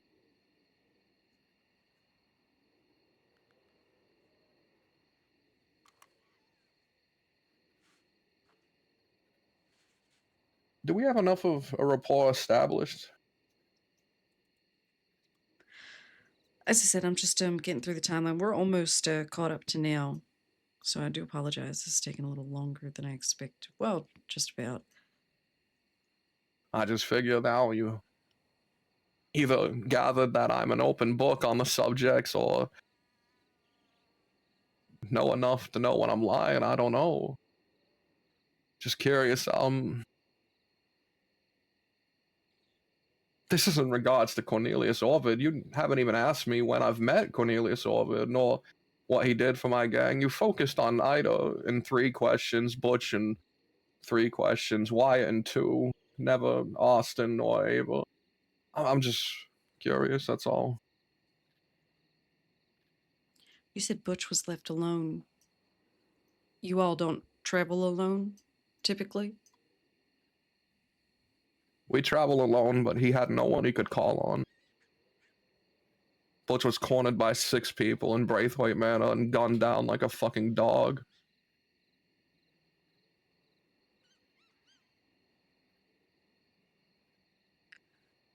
December 17th, you grab a reporter named Tabitha and go rob the Blackwater Bank.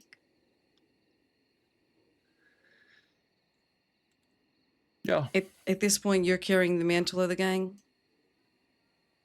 I'm still the leader. And who's there at around this time? Probably Wyatt, probably Austin, probably me, probably Ida. Now that the war's over, war's been over for a while at that point, me and her have gotten back together for good or bad, who knows? Probably Ava. I think a new hire. No, we had a new hire, that's right.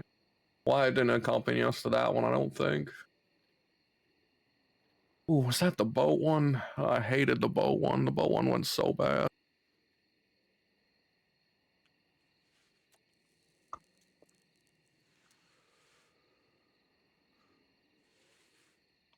Let me have a look. Not super invested. Into the specifics.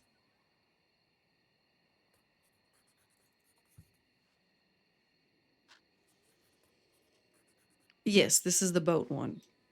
Oh, God, what a terrible boat. What a terrible plan. It went so wrong. Our boat ran into shallows, and then the new one we got was malfunctioning and slow. It was a real shit show. Whose plan was it? Mine. Oh, It would have went fine, but the first boat was just too close to shore. And then the scramble to get a new one, that was the real problem. Yeah, I don't think Wyatt at this made point it to is that one. Javier at this point in a coma? or s- Comatose. Gotcha.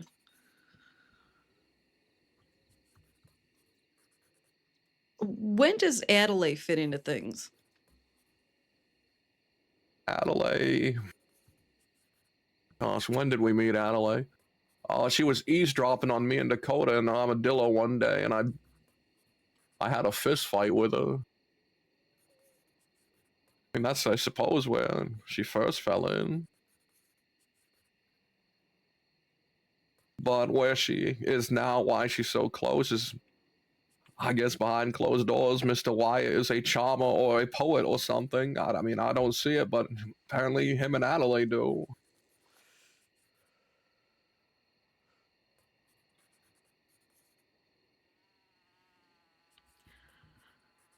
Jack McCarty. Where Is does that he a fit name I'm in? supposed to recognize? Taylor Brooks. Oh. Oh, Taylor. Yeah, I forgot that's his last name. He was a young kid hanging around Armadillo. He was a hopeful, wanted to be a real gunslinger, trying to prove himself. We took him on a few jobs, but things went sideways, things went south. He didn't end up working out. He was looking for a gang of people who cared a lot more about each other, and at the time we were opportunistic monsters. We were stealing money from each other at the time. Charles Austin. His first name Charles? I've always been calling him Austin. He was a friend of Wyatt's. Wyatt spoke highly of him. We brought him in for a job we did, and he did work out. Since then, he's become a hard to understand pleasure in my life. How do you mean? Oh, have you never spoken to him? I have not. He has quite the accent, I suppose. Well, I'll take your word for it. St. John, do you always understand him? Every single time.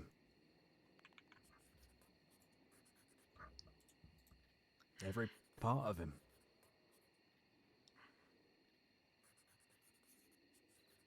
All right. Hmm. So yeah, let's talk about Dr. Orvid. How do you meet him? Probably in passing. I can't remember the specifics of it.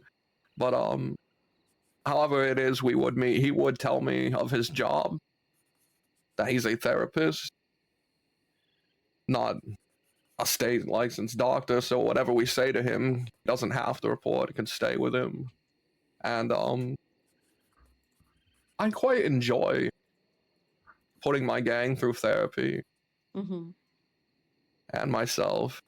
So I tell him, "Oh, you gotta meet a friend of mine. I think you could probably do a lot of good for him." And I was referring to Mr. Butch Egan. And I set the two up. And they actually do have several meetings, maybe 4 or 5. But he comes to me after one of them and he starts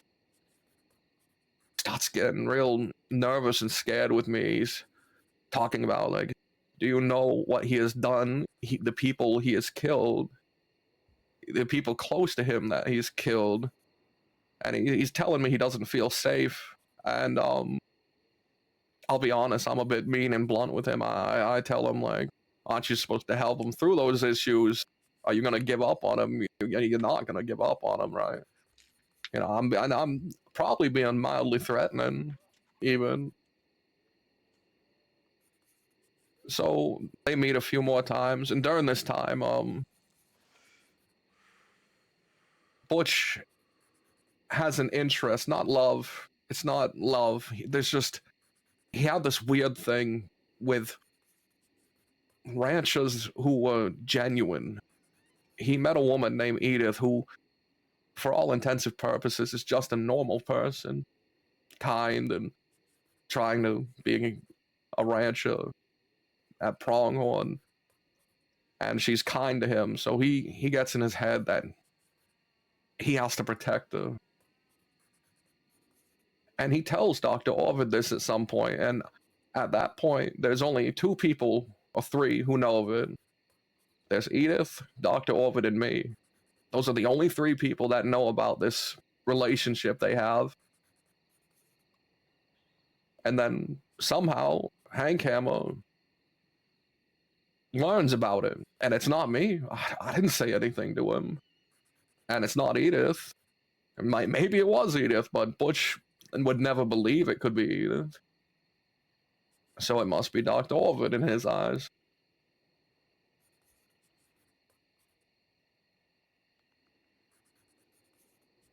But before anything can happen, Butch gets put away. He gets comatose after a gunfight gone terrible with Long. He's in there a long, long time. During that time, I meet with Dr. Orvid, and we have a session. And I think this is my first session with him. And during that session, he heavily implies I should kill Butch Egan. He does the same to Wyatt Mooney. He tells him that he should kill Butch Egan, that he's dangerous and will hurt me, and that the only thing to do, the right thing to do as a leader in this situation would be to put the dog down.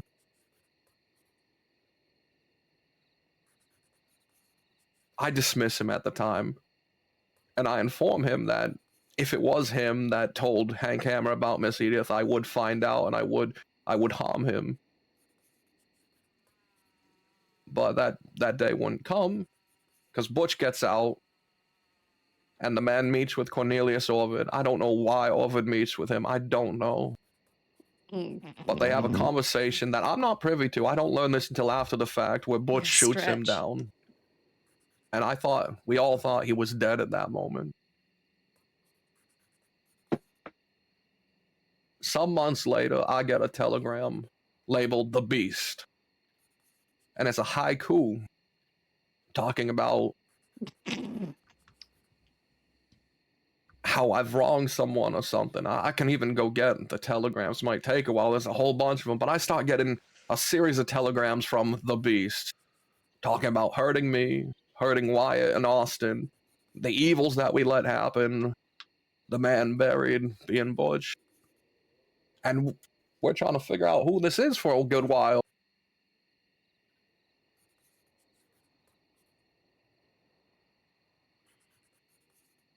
And then it comes to a head at a Christmas party.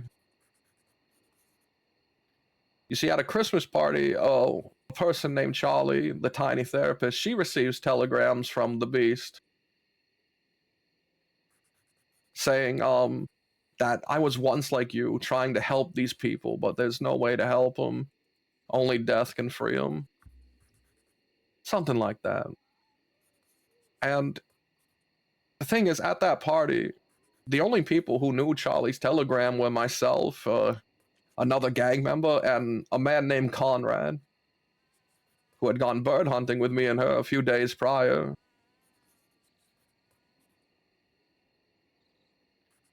So now the gang is looking at this Conrad fella. I suppose I should talk about Conrad.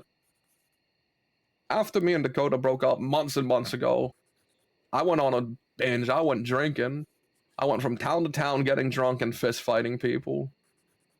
And in the first town I went to, in a bar, I met a man named Conrad who was more than delighted to accompany me on a bar crawl. He didn't have a telegram, said he didn't believe in him, didn't like him.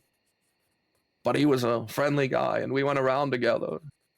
We got close, and I invited him out west. But I didn't see him too often. Maybe 2-3 more times. But the last time I saw him, I said, oh, no, I have a Christmas party coming up. Why don't you show up to it? During this hunting thing, I also invited Charlie then. So then my gang gets the idea with this information that, well, Conrad's probably the prime suspect and we should have a word with him.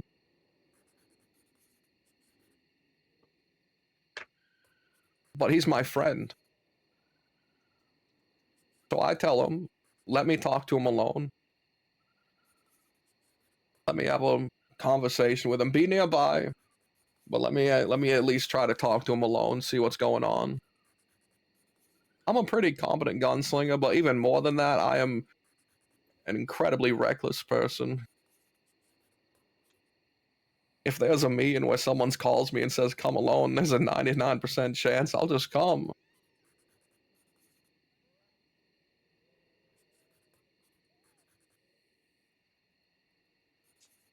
So I leave town with Mr. Conrad and we head out to the Cia Coronado.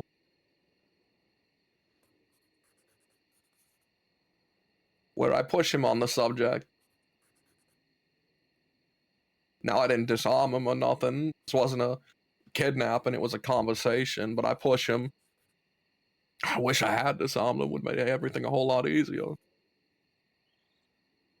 And eventually, whatever I said made him break. Because he pulled out a stick of fucking dynamite. Not his gun, nothing like that, a stick of fucking dynamite. And he says, you know who I am. Say the name. And I say, Cornelius Orvin. He says, that's right. And he tells me about how he had hoped to lay low and take us out one by one.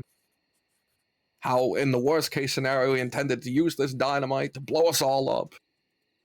But that his plans got rushed when he saw Charlie. Because they were similar. They were of the same career, the same empathetic and altruistic intent.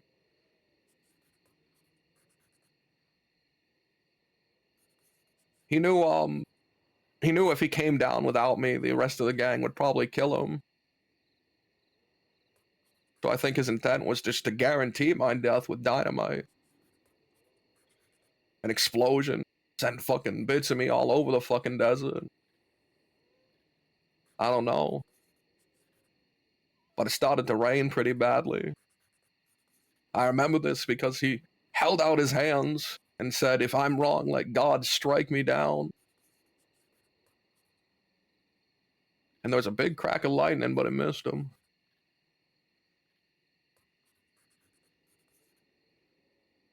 During this rain, I figured maybe the fuse will go out, maybe the water will land inside something. This is my only opportunity. I don't want to wait for that thing to burn out and explode, so I leapt. I did a dive to my right behind some rocks, at which point he quickly snuffed the dynamite because he didn't want to blow up without me, and pulled out his gun, and we had a firefight. Now, at some point, I lost him because he was crouching around like a fucking predator. And he was saying, "Where are you? Where did you go, Mr. Landry?" Because he learned my fucking name. I told him my name when I was Conrad, or when he was Conrad.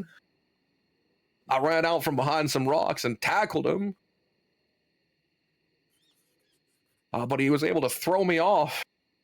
And we started fighting each other, and I don't know if I was going to win the fight. It was raining heavy, my vision was blurry. But during it, I managed to grab a hold of his shoulders and push off from him, and when we pulled apart, I lowered my gun and leveled it into him.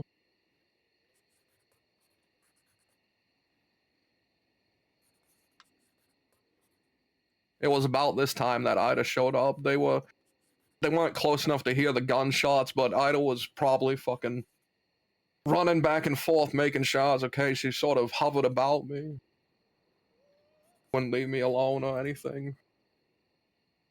And, she helped me get the body down from the mountain. I met up with the rest of my gang at a household nearby. We dropped him off at Benedict Point. He was still alive at the time, I know that much. And I left a notebook with him, and I wrote his name in it so whoever found him would know who it was. In case he did pass away, I didn't want people to not know that it was Cornelius Orban. I think I told Wyatt. I just yelled out, "Someone send in a tip," and then rode off. I don't know if they did.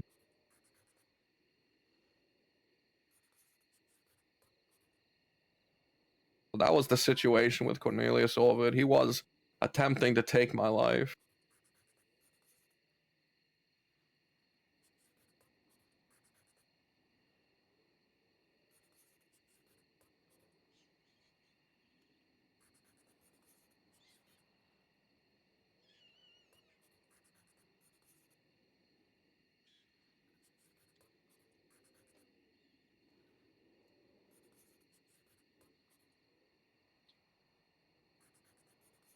How's your relationship with Ida Ullman now? Over. How'd that happen? We broke up some time ago. I had realized that things weren't working out great between us, and that she was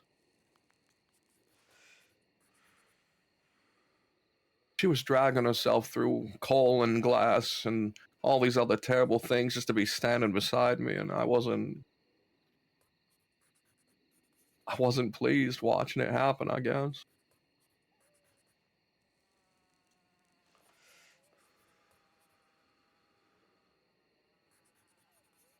We were broke up for a while. She continued being a gang member. We flirted and talked, and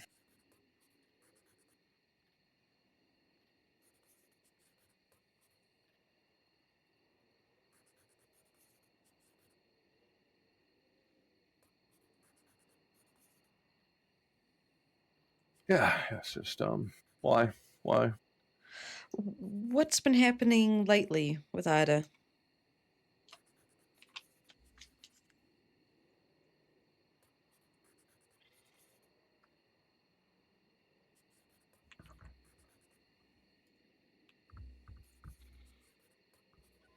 Why?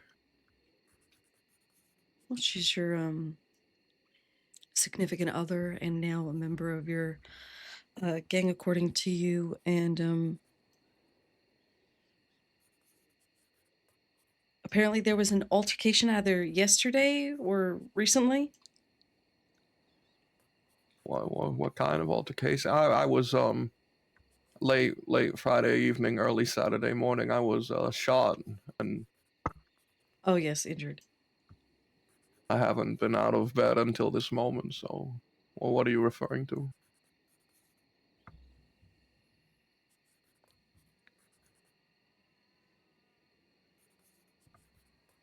Just trying to find it here in the.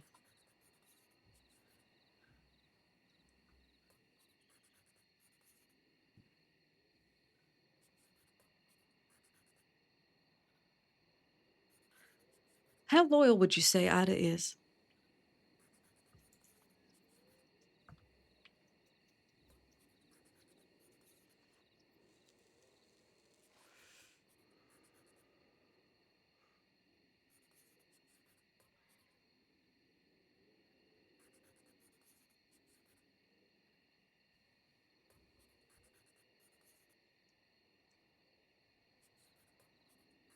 I I I don't even know. I couldn't tell you.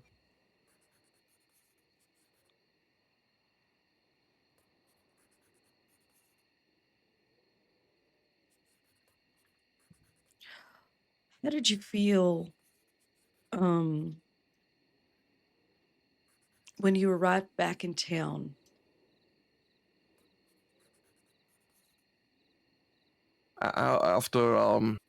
After the fight with Auburn, Yes. I was horrified and scared. Someone in my position, a former felon, now under investigation for murder in whatever degree is applicable.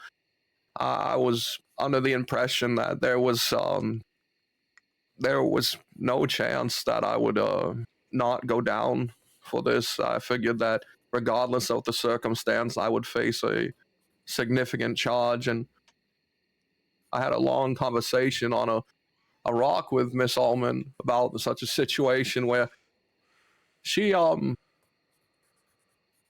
she begged me to let her just take the fall for this to take, and I said I told her I didn't want her to. That I hope that what I say is enough to convince them of the reality of what happened. So I was in a particularly scared mood. And, you know, justice is not as blind as they say it is, and there's a certain amount of fair and unfair process to it all.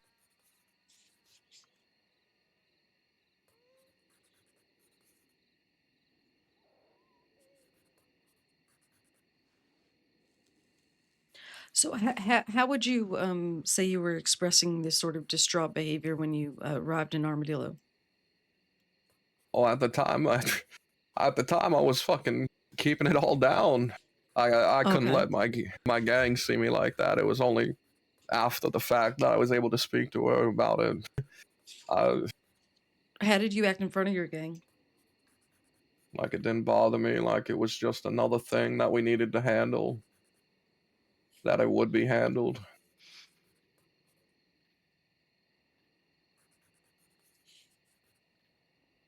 And what did they think? I never asked them. We're not aside from the one I get particularly close to, I don't normally discuss feelings with my gangs. Did you discuss the incident at all? Yeah.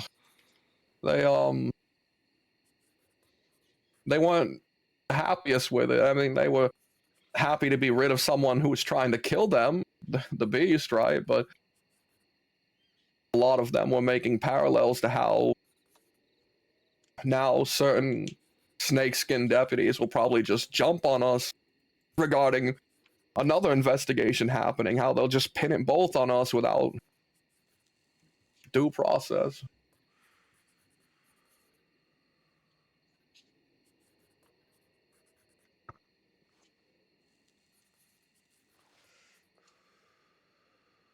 Tell me about Mary Glass. She was a very kind person to me.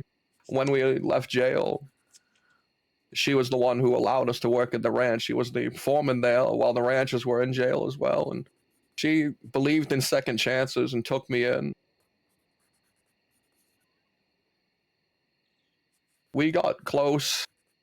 And then one day, Wyatt had a fit of anger and hit her in the skull, and it really, really messed up her mind, and I felt terrible about it. But she came back and was still the kindest fucking person, still didn't blame him, wanted to get him help for what had happened.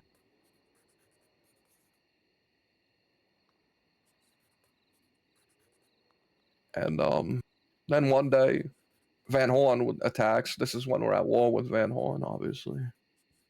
And they grab her. They don't hurt her though. A man named Frank gets them to let her go, but they grabbed her, and that gets back to me. So I approached her and Ava, and I said, "You're gonna be at risk out here. You're close to us, and if you're not with us, we can't fight beside you in this kind of thing. You're gonna be alone. So I'm offering you a spot with us, at least until this war is over." It takes them a few days to think about it, but they got back to me and they joined. This was unfortunately when things were going really bad with me and Ida, when I told you I had to end things during the war. And Mary, ever since her injury, she lost kind of a filter. She just says what she feels.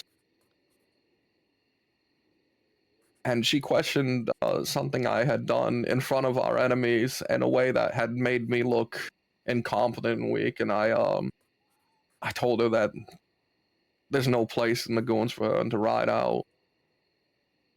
And for a good while, that was the last I saw of her. I'm told a few of the other goons, Ava in particular, her best friend, remained in contact, but she was mad at me and I was mad at her. Then, sometime later, I hear that she was there when Butch died. Her and some other folks had watched it happen at Braithwaite Manor. She writes me a long telegram explaining that in detail. She didn't want to hide anything from me, and I told her that I think I told her I forgave her. I told her that I was angry, but I wasn't going to hold it against her, and I understand the position she was in, and that I didn't want people out there hurting each other, just focusing on our enemies. Then a kind person, but misguided person did something. She had hit Mary over the head for watching Butch die, essentially. And for some reason, Mary got it in her head that this was my order. It wasn't. I told her not to do anything like that. So Mary's scared of me and hiding, thinking that I want her to suffer more. I want her to die. I don't know why. I mean, I guess I know why, but it's not reality. So I don't see her for a long time until one day I'm up late at the lumberyard in Blackwater watching some fights happen between a man named Zhao and some other fella. And I find California Kid there, Lottie, Mary, and me and Mary have a conversation where I tell her that I've never wanted harm to come to her, nothing. And we actually have a nice, pleasant chat. And that was the last time I ever saw her. After that, I find out she died.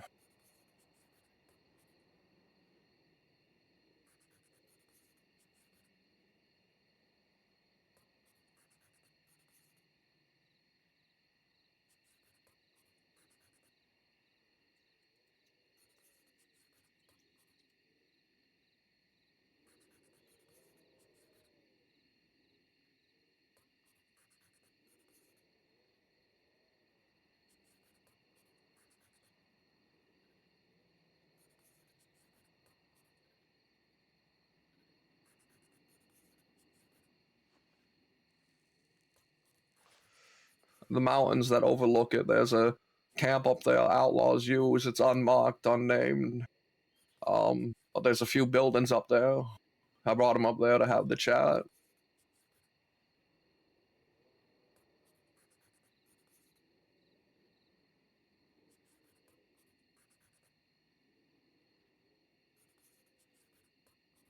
I used a Navy revolver and a Lancaster repeater.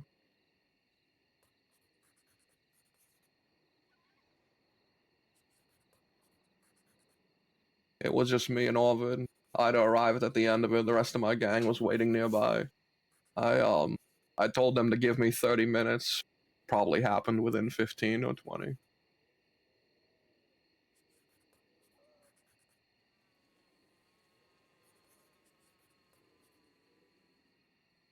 There's Sorry, not a guys. farmstead. It's a house. It's further than the broken down ranch with the cellar, but shorter than the Sia Coronado. It's just a singular house. I had them waiting there. There's a rock formation that has a big crack down the middle of it. Did you say by the broken down ranch with the cellar? No, further than that. Further. Oh, rock formation with a crack in the middle. Is there a small camp there? Yep.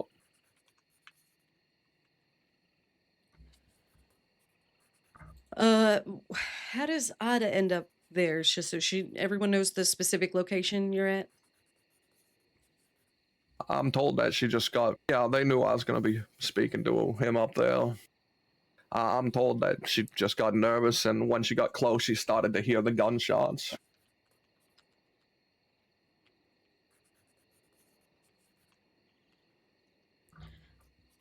Oh, sorry. And how did she respond to that? And there goes. There goes. There goes. It would have. It would have. All right. We're so close. This is pretty intense, and I know it's a lot, but it's all necessary, I promise.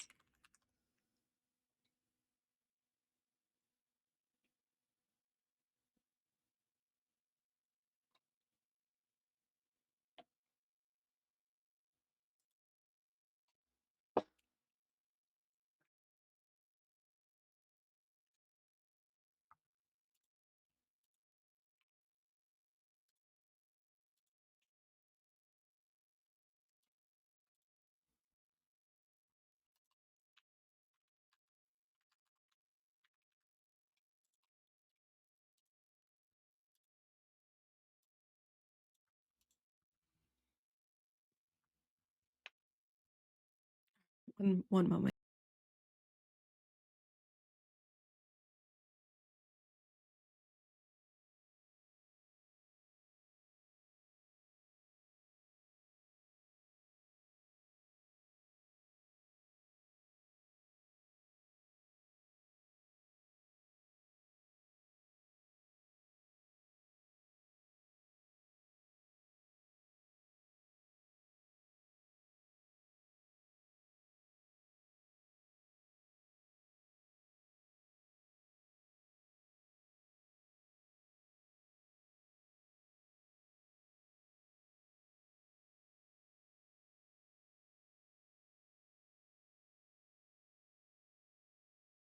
Take this opportunity to go to the bathroom.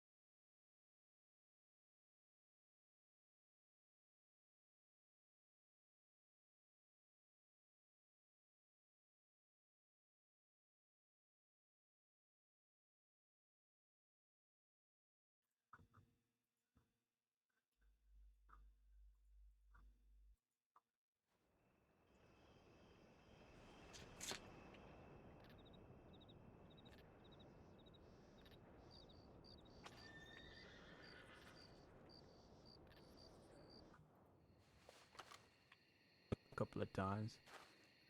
Doctor said I shouldn't really be out yet, but I figure this is a very low activity sort of situation. Breathing hurts.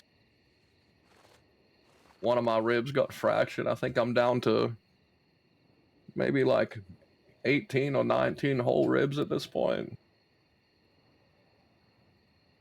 I'm gonna start bouncing like an accordion. I wish you a speedy recovery.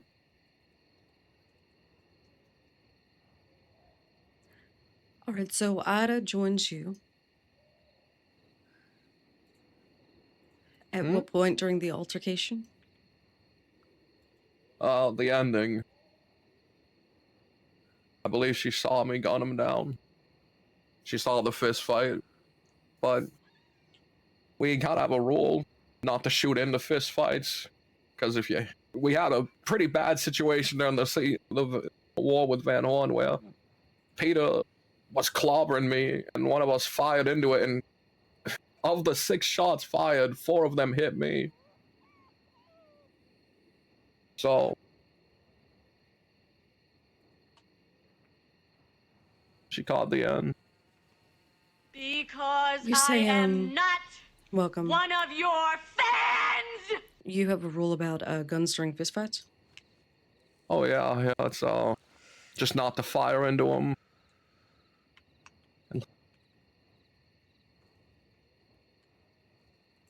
And did this apply to that situation?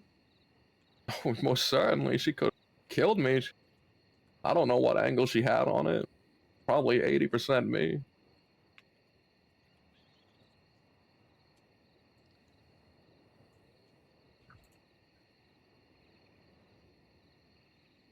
Were you aware about Dr. Orvid's previous history as a prize fighter? No, I was only made aware of it after the fact, which, I don't know, boosts my confidence on the matter. Granted, during the firefight, he did get hit, I believe, 2 times, and I had not been hit. My skills in the cover, I guess I'm a prize gunfighter, whereas he's a prize fighter, so maybe he wasn't at his peak. But still, like I said, I still had to grab his shoulders and push him off. I don't think I was going to win.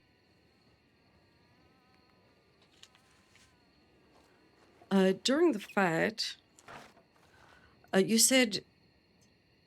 So can you just break down the fight for me? So because you say he might have been injured. Just like walk me through what happens, like you're on, announcing it. I was hiding behind some nearby crates, and he was walking around pointing his gun left and right and calling out, "Sunshine, come out." And when he got close enough, I sprinted out from behind them and tackled him. He gave me a powerful right hook, which knocked me off to his side. We both scrambled to our feet, at which point I smacked the gun out of his hand, punched down on his wrist and knocked it down. And we started to squabble for a bit. At what point during the squabble does Ida show up? I don't know the specifics. I was only aware she was even there after I had killed him and saw her. She didn't shout out or anything. But she told me that she saw us fighting. Do you verbalize with Orvid? Are you guys talking to each other during this scuffle? Mostly just he was talking, but I was mostly just grunting and fighting. What was he saying? Seemed to be in his I can't remember the specifics, but he seemed to be like he was in his element.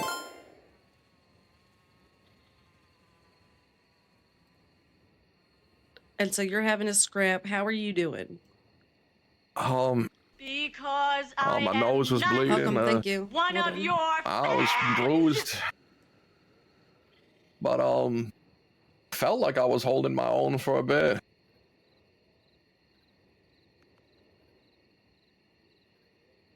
Welcome, thank you again. Hope you're doing all right, dude. So you're doing all right. You're holding your own. How does it go? He's talking shit. he's talking and throwing punches. He's blocking my punches, gives a few mean counters, and then I get in close and I clinch with him. I grab his shoulders and he's holding onto my arms and I push him back, and I take a few steps back and I draw my gun and I fire onto him.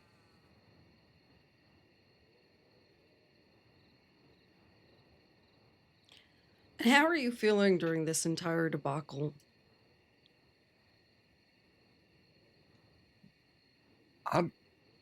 I'm scared my answer will implicate me in a negative direction. I just want to hear the truth. I feel most at peace during gunfights. So I was feeling actually pretty good.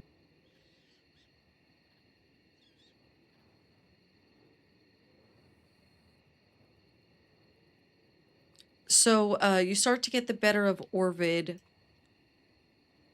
and then you just presumably you said you gunned him down. Yeah, after we separated, I lowered my Lancaster and fired into him twice. And he fell back and was making some terrible noises.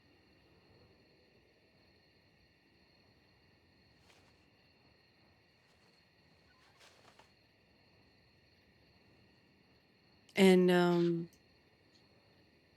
at that point, what is your reaction? I had to calm down Ida, who was not very happy with me for Describe going that. alone mainly, you know. She really worries a whole bunch, to the point, like I said, she was intending to take the fall for this whole fucking situation rather than letting me just explain what happened, because it's less worry for her to just take it herself rather than leave it to me, I guess. Why do you think that is?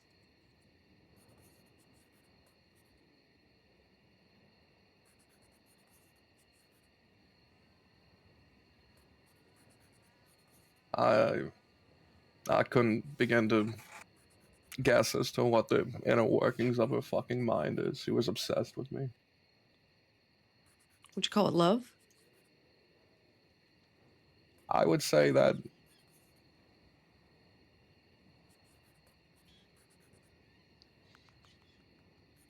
love and obsession are not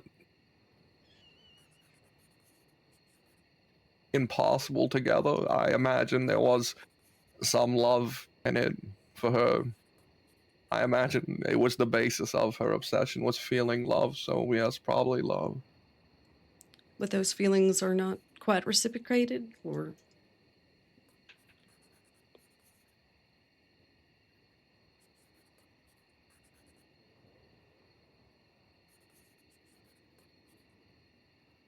The kindest thing I could ever fucking do for that woman would be not reciprocate those feelings.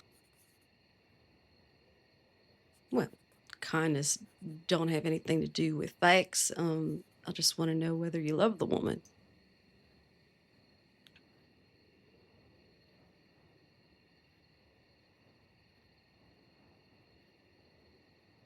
Yeah.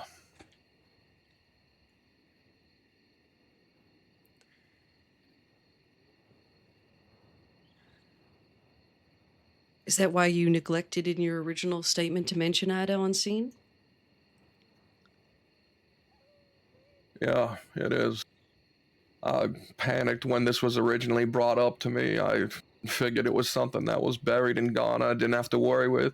And then I was told that my fingerprint was found on scene. I made up a statement that implicated the least amount of people as possible. That was mostly true.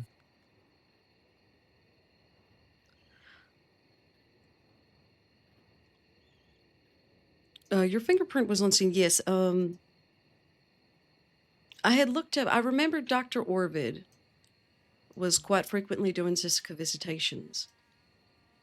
September 9th, I believe, was the last visitation he did with yourself, Mr. Landry. Now, I waited a few hours, I suppose, that day. Didn't put much thought to it. I'll check that later, I thought, and when I did, sure enough, it was your print. He never made it that day. The sheriff that was supposed to bring him never showed up, so I didn't get my Cisco therapy. Me and Von Kleist were quite perturbed. We were looking forward to how helpful it could have been. Do you think it could have been helpful? I genuinely believe in therapy, even if I might belittle and mock its practitioners sometimes. When I sent Butch, I didn't just want someone else to see the monster he was. I was wondering if there was any helping him.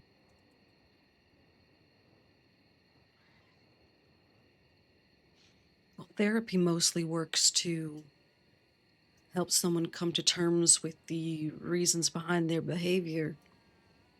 If someone already knows that, like a predator like Mr. Egan, then therapy is pointless.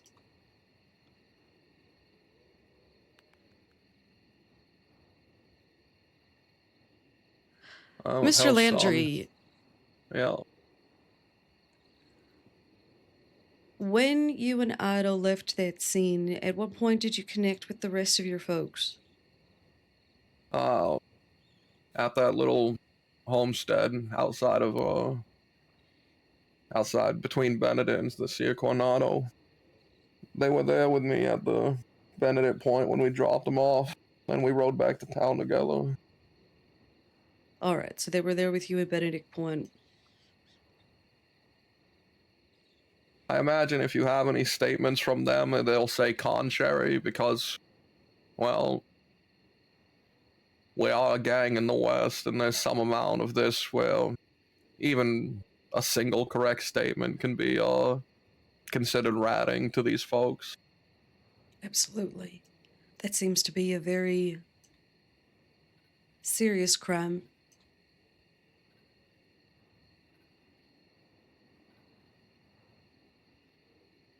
Have a lot of problems with that, I guess. Let's, well, I'm just presuming. As far as in my gang, no, they're tight-lipped. I guess the only problem has come now that I have to be honest. Well, I mean, that's good in a way. But a false statement could be just as useful as a true statement, at least in establishing certain things. I certainly don't count them as an overly negative thing. In this instance, here's the thing. Here's where we're at. We have to look at your self-defense argument.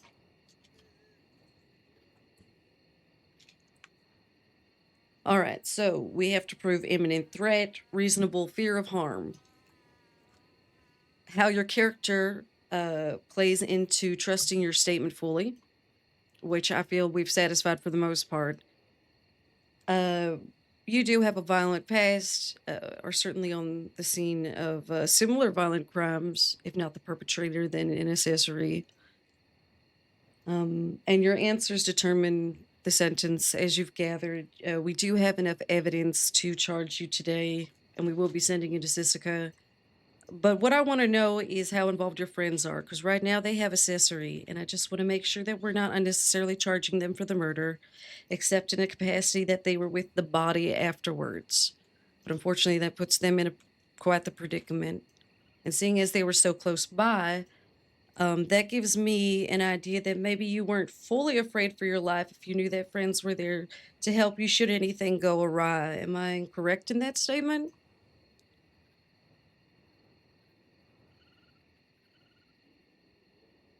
I suppose there's some amount of insurance there, but The kind of something I've armor? pushed from the One might say. beginning is that it only takes one man with a gun to kill anyone. No one's immortal. Absolutely. And he did come with dynamite to the scene. Would it surprise you to know that Ida has confessed to this murder? and is in Sisika right now serving a sentence. What? What? She provided dynamite that was supposed to have been from Orvid, but the funny thing is I already have dynamite in evidence. Now, this wasn't caught by a deputy at the time. Otherwise, I might have intervened. What? Then obviously her fucking statement is false. Go release her. She didn't do it. She wasn't there. Well, at this point, she is on scene with you, not shooting, as you put it, so I'm guessing because that can cause harm. What was the note? Watching it happen, based off your rules of engagement. So if two persons are on the scene, is there a reasonable fear of harm that you had? What, I have to, But you fucking did course. say that you did not see her up until after the fight, so... I was afraid the moment he fucking pulled the stick of dynamite. And what about when it fizzled? I jumped behind his cover, Absolutely. and then we had a shootout. But yes, I figured, fuck, A I'm shootout in gonna which die. you described yourself as peaceful? Well, yeah, but with a knowledge of reality that I could die. The thing about shootouts for me that the rest of life seems to be lacking is Mm-hmm. a departure from choice. There's no hard decision in a shootout for me. There's no second guessing. There's what has to be done in the moment. There's do or die in the most literal sense of the word. I'm aware I was in danger while fighting him, but that is I need to be at peace in order to survive. Absolutely. I can understand that. A sense of calm during a situation like that gives one an advantage. What did she say? Why did she say that it's wrong? It's wrong. She shouldn't be in there. This is just some fucking harebrained attempt. Now that we're separated, to fucking make amends or something? So she makes the fucking choice on this matter? She shouldn't be in there.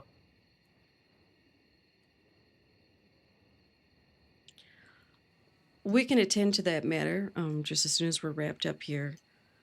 When you were in the fist fight,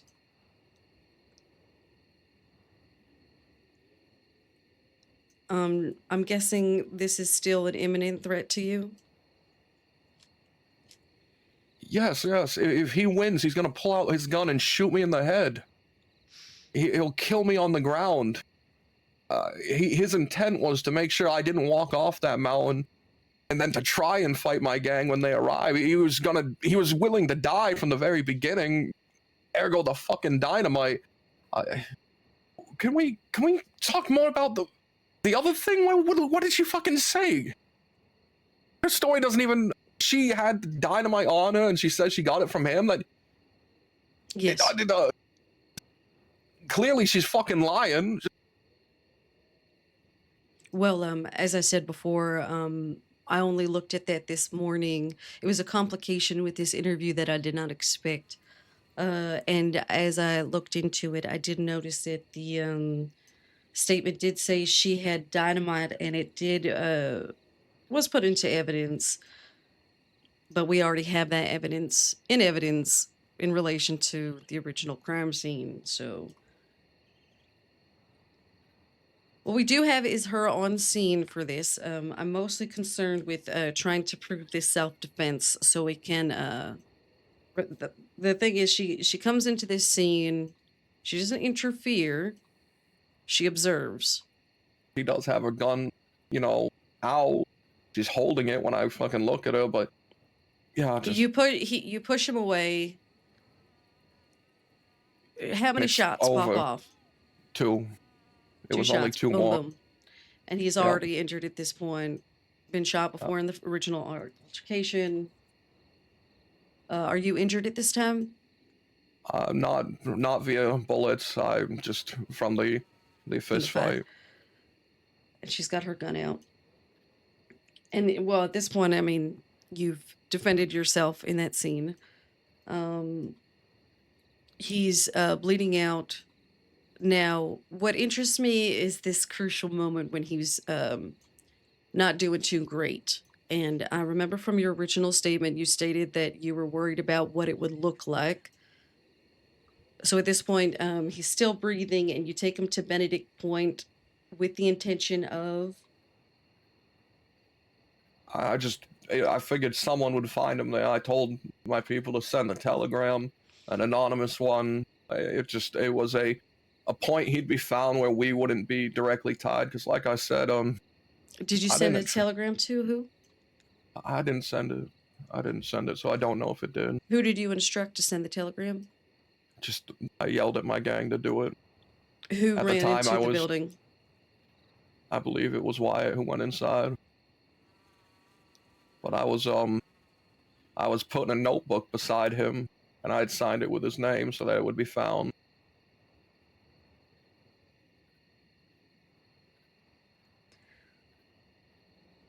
All right, so obviously, being a former judge, you know what it looks like to plant evidence on a body and leave it and abandon it somewhere, Yeah. regardless of whether a telegram is sent after. I figured if we were seen with it brought into town, it would just be it would be the end of us. I was trying to put a situation in where we wouldn't be directly implicated to it, where he still got help and we weren't connected. But that was only because I'm aware of how we are treated as criminals. There is a line of suspension of disbelief not offered to us that we have to try and work around if we're not breaking laws.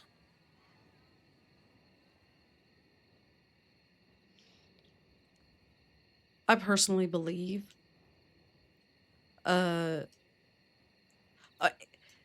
how are you feeling at that time? Because this has just happened. He's bleeding. You drop him off. You're yelling at people. What kind of state are you in?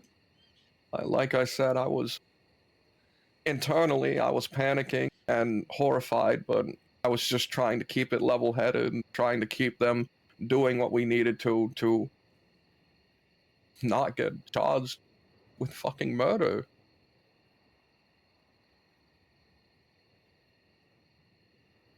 I guess I should have got him more medical attention. Well, for a start, here's the thing. Obviously, he's got motive here based on. I mean, he seems out of left field to want to absolutely kill you. I guess because of Butch Egan's violent behavior and his relationship with Mr. Egan, and that timeline and the horrors. I guess he felt that he had witnessed.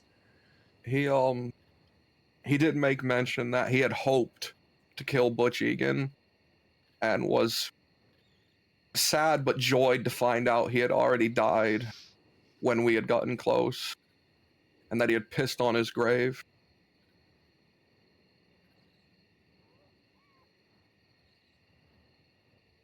The problem is the body moving, the planting of evidence, and the panicked actions in the aftermath. Also seen by Ada at this time. That's the issue we're having, because I'm happy to believe that is self-defense, and even if Ida's on scene, perhaps I genuinely didn't think he'd be found on top of the mountains quick enough. I also didn't want him to not be known if he passed away. I wanted Cornelius to be known because he had helped me in the past. He wasn't the beast to me, and Conrad was a friend to me. This wasn't something I did with joy. My biggest mistake here was not... I was trying to deal with his fucking wounds prior, I suppose, but I just wanted to make sure he could be found and that people would know who it was. So that's he could get help. Just, if his wounds had been at all tended to, that would prove that at least that there was some sort of care being taken to make sure he survives.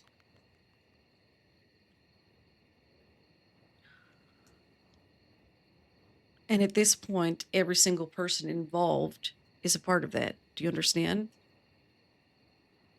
There are all those people on that scene, and then 10, 20 minutes later, everyone's drinking an armadillo like nothing happened.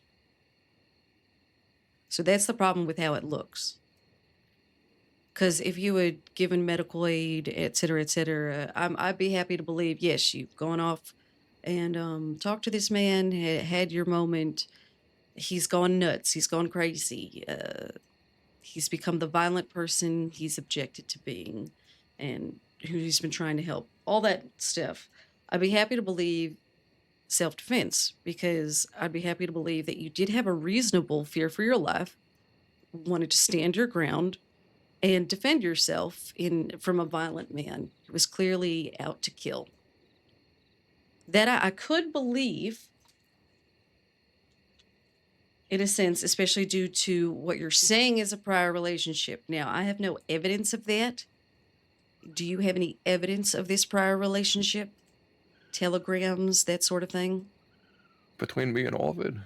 Yes, is his, I guess, He was Conrad? intending none with Conrad. Conrad told me he didn't have a telegram Oh, because that's right, had he yes. given it to me, I would have seen it's Ovid's.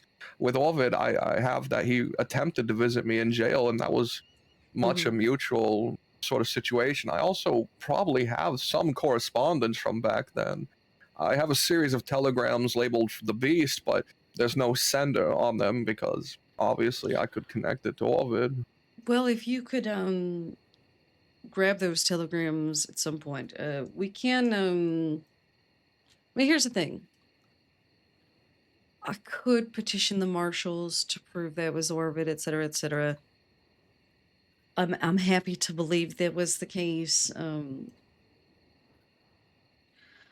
But it could also, if you're planting evidence of a notebook, what's to say you're not planting the dynamite? You see my problem? What's to say this is all a fabrication? You were all there. He's outnumbered. It's your word against nobody. You let him die, drop him off. You know, you see what I'm saying? That's what the other deputies think. And so, I mean, I'm happy with the evidence we have, but I'm not happy with, I don't know. I'd like to understand what the thought process was in Armadillo and after. I told the gang to act normal. Like I said, I was trying for them to not implicate them in any of this. That is how criminals have to act in a situation like this. I was hoping it would just be dropping him off, him getting help, and that'd be the end of it. Who knows? But that is just how an outlaw has to act. If you come in distraught over a situation like that, you raise more questions, and questions are not beneficial to the situation. No, as a seasoned professional, I imagine you're able to keep your cool in public. He held the dynamite for a very long time. You should check his hand for burns from being too close to the fuse. There was evidence to suggest some sort of shotgun shrapnel.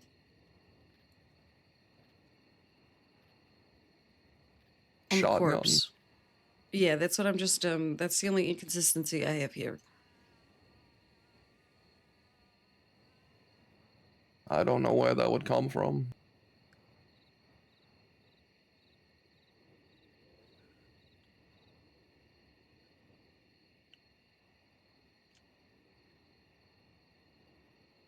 He never had a shotgun, nor did I, nor did Ida. All right, that's fine. Well, here's the long and short of it, because I don't have much time left personally. I don't know if St. John has something he wants to say, but me personally, I will have to have a look at this properly. But the simple fact is there's 5 people not attending to a person who then dies. And I'm happy to believe that originally, I'm happy to believe your story. You're the survivor, but you're also, you know, a perpetrator in this sense. You're on scene at the time, quite literally bloody fingerprints on scene of a second location.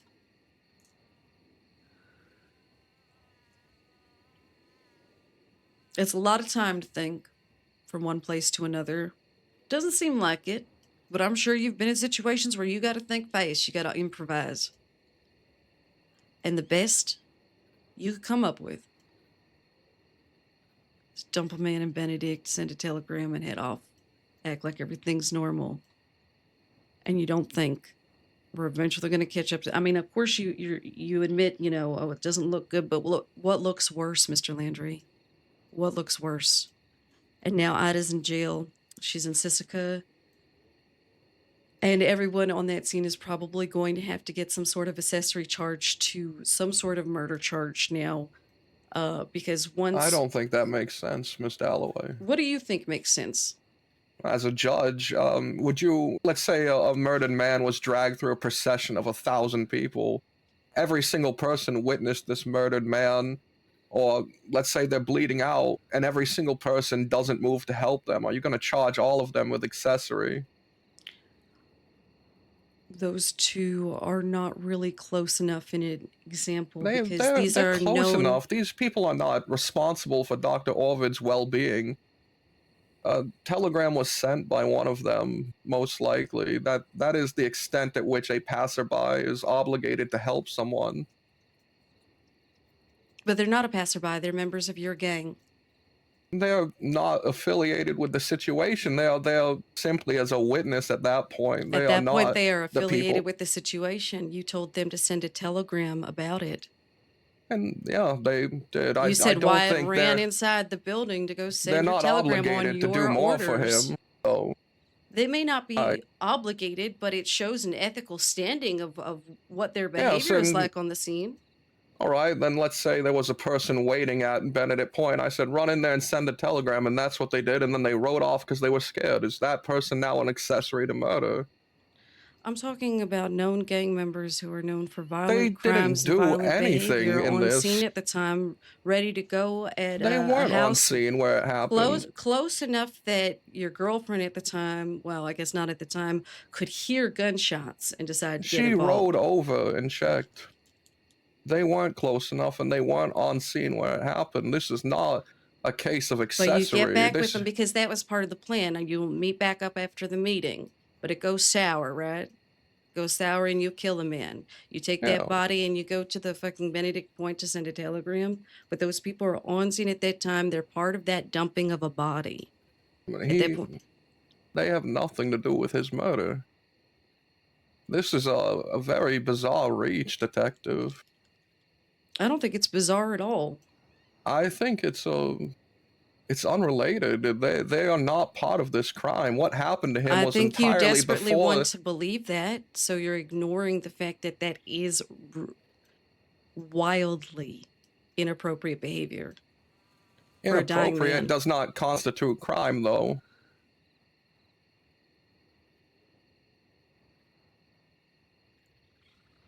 He dies, and at this point, there is no reasonable threat to yourself after he's injured in this manner. What you do then is very, very important. So it's no longer a person who is coming after you. You have dealt with the threat. You are no longer being threatened. You are more concerned in the scene of cleaning up after yourself, making sure they know who he is, at least, for God bless him. He was your friend, and you owe him that or whatever. But you're more worried about making sure everyone stays quiet and stays cool and everyone has nice little drinks so they don't raise suspicion. You're more concerned with yourself than anything else. You're certainly not concerned about whether he lives or dies. Convince me otherwise. And they're on scene with you, nodding along, doing what you tell them because they're your gang.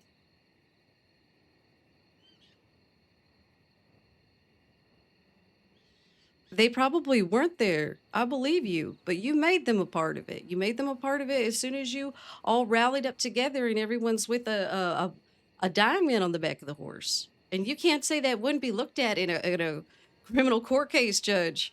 That they wouldn't be on that stand with charges.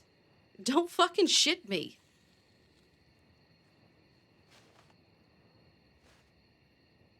When would you say his killing took place? Throughout the entirety of it? Or only during the part where he was directly harmed?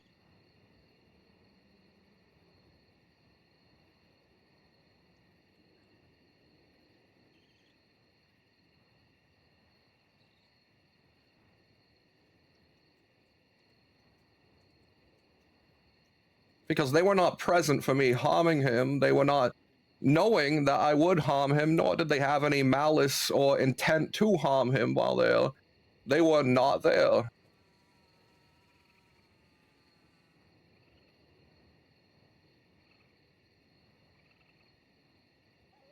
Why did Ida have her gun out then? Because she showed up to gunshots happening.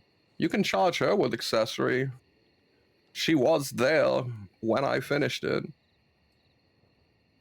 If you think what I did is murder still, of course.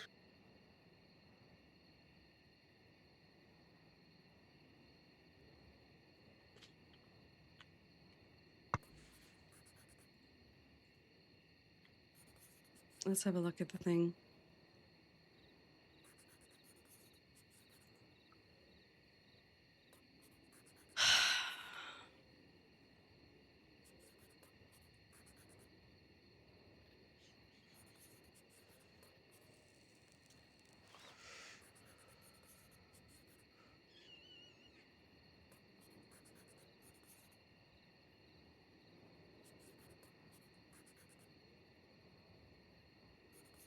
Ada was very adamant that she killed Orvid. Not that he, well, he had lured her out, and I guess this is the same shtick, and that she had done it. But It's she like confessed to murder.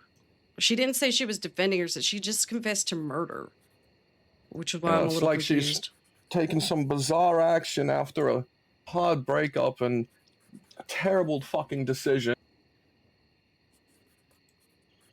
to try and bury herself under charges so that she doesn't have to live with choices, I guess. What choices?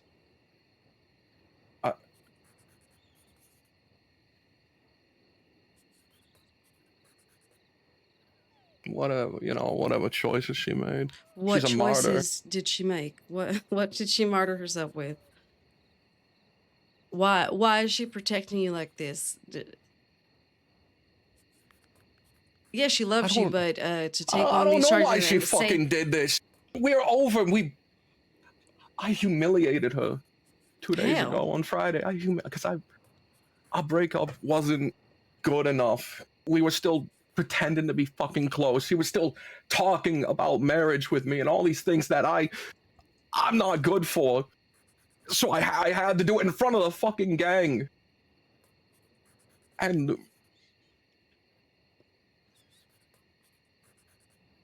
was humiliating. It was fucking terrible. So I don't know why. What'd you say? I don't know What'd you why say? she leaves.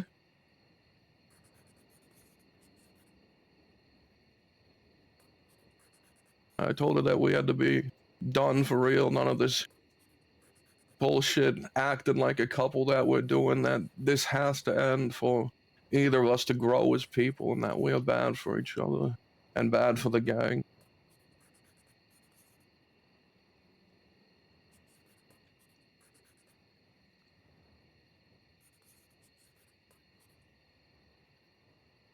So I don't know why she's martyring herself now.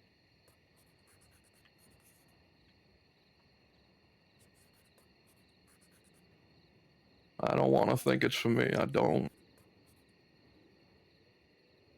She was gonna leave last night. I don't know how she got arrested. She was gonna go to England. She was so mad at me that I'd ruined her time here, broke her heart, and taken the gang away from her, and she was gonna sail to England. I don't know why the fuck she stays and takes these fucking charges.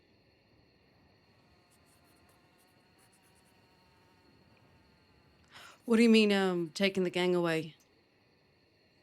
Because I humiliated her in front of them. She just made the assumption that she was out of the gang too.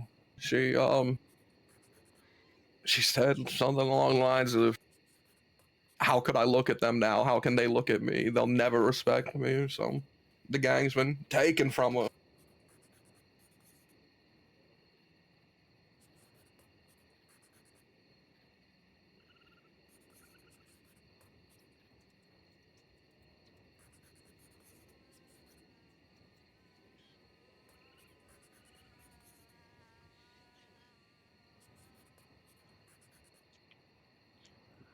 So you humiliate her. She threatens to leave forever because you break her heart. It wasn't a And threat. She just said she was. It wasn't. you don't think that was a signal to you to do something? It probably was. She wants a whole lot from me. What's See, her it's parents' all- names? They're dead. They're both dead. I don't know. What's I her don't favorite know. holiday? I fucking Favorite color? maybe green. Excellent. What books does she read, if any? She doesn't read. She likes music. Where did she say she wanted to go again? When this is all over, what do you mean? How did she get England. into opium? After a head injury to deal with pain. Has she been doing that more recently? No, I got her to quit When did you get her to quit? like a week and a half ago. Why did you fucking bother if you were going to break her heart a week later and kick her out of your gang by humiliation? I didn't kick her out of my You gang. think that That's might what she push her perceived. back? You think she's going to do some more opium? No, I don't want her to do I more wonder if she'll have opium. access to that in Sisika, because I know that they do a lot of runs contraband, but they don't always catch everything. She's all alone there right now for these charges. You know what? You're right. Maybe I don't want to put you in right now. Maybe I want to put you on ice for a while and bring in your friends one by one. And maybe it's not safe to have Ida around either. I'm likely to believe you for now.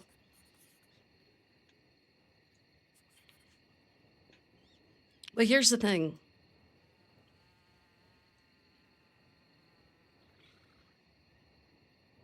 She confesses to this. The story seems eerily similar. I'm sure you spoke about it. Yeah, I told her on a fucking hilltop what had happened. And she uses it to make up her own fucking story, but she doesn't know all the fucking details, so she makes dumb remarks like, here's the dynamite. Because she doesn't know everything, because she wasn't the one there, which means she's serving a false fucking sentence because she's trying to be a fucking martyr for me, because she regrets doing things, certain things, little, minute things that are hard to take back. What are the minute What could they be? things? Yeah, that's the next question, Deputy. Very Yes, good. thank you. I don't feel at liberty to say. I think it's pretty important. It's a lot what she did.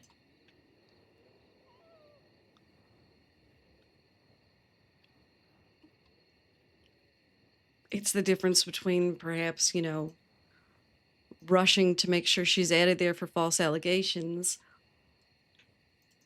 or leaving her there, vulnerable, alone, humiliated for charges not only that should be on you, but probably shouldn't exist if you really were defending yourself. Face crack like you did. I'm likely to believe you did everything in your power not to fucking die. I'm likely to believe that you were reckless and went out there alone. But right now, she says she's on scene. It's all her. Nobody else is there. I don't know why the deputies took it so serious. What little things? You know what, Detective? It's very hard to say. Maybe she did it.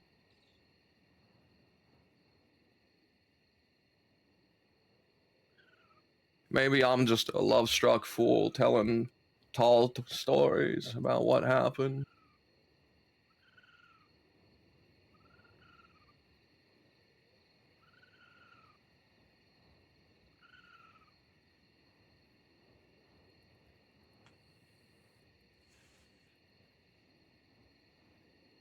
Is that so?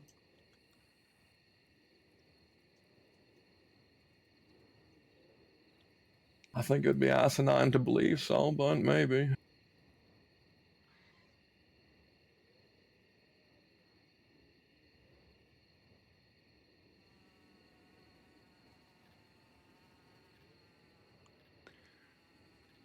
Obstruction of justice. Something to do with a goddamn corpse. I'll be seeing you in the office again at some point, and the rest of them. I suggest they come in peacefully. Call me down whenever you need. Now, I'm gonna this send a did take a telegram. little while. I need a new injection of grapeseed extract. It didn't, it wasn't meant to last this number of hours.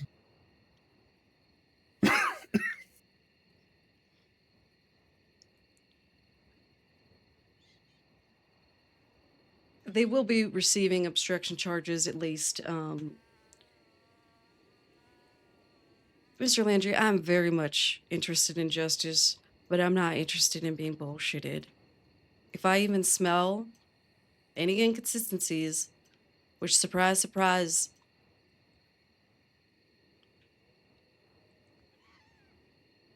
you have a history. But you gotta remember, I might just be another line deputy. I never assume you guys lie to me. I like to assume that each and every one of you picked up the badge for morally altruistic reasons and believe that you're making the world a better place and that your efforts are for the best. I don't like to think of you as power mad maniacs who picked up the badge to simply enact their will. No, that just seems childish. With all due respect, Mr. Landry, I have enjoyed getting to know you, but please don't think for a second I value your opinion when it comes to the matter of character of persons. The folks you surround yourself with, the things you've seen and forgive or ignore or apathetic to, horrifying to say the least. Quite honestly, terrifies me in a little way. But at the end of the day, I'm interested in justice and truth. I suggest you don't go running to your friends and try to come up with a general story. I have statements. I've got several statements. I'll have more by the time I talk with you. I'm going to talk to everybody you've ever met. But I've got to go. St. John, if you want to chat to him, do. But I'm not happy to charge this evening.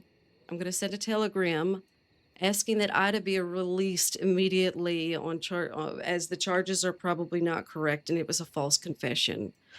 Do we understand each I other? agree, Dalloway.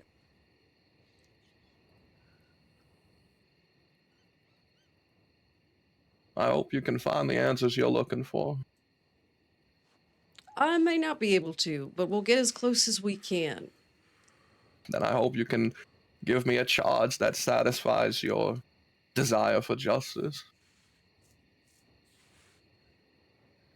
In alignment with the people of the state, sure. I don't know if you need anything, St. John. I'm going to get to getting... Do you mind sending that telegram? I'm way overdue. Yes. Once we release the gentleman. As far as I'm concerned, he's not under any further detention until we can get the rest sorted out. Okay, perfect. Take care, Mr. Landry. Again, it was nice to meet you. I do wish you the best of luck. I wish it could have been under better circumstances. I think we would enjoy a coffee together. Perhaps. Blackjack or poker. Take care. I bet you got a great poker face.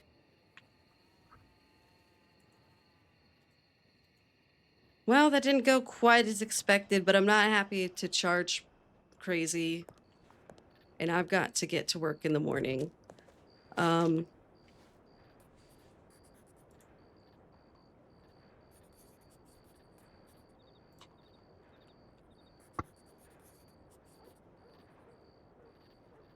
Because I am not one of your fans!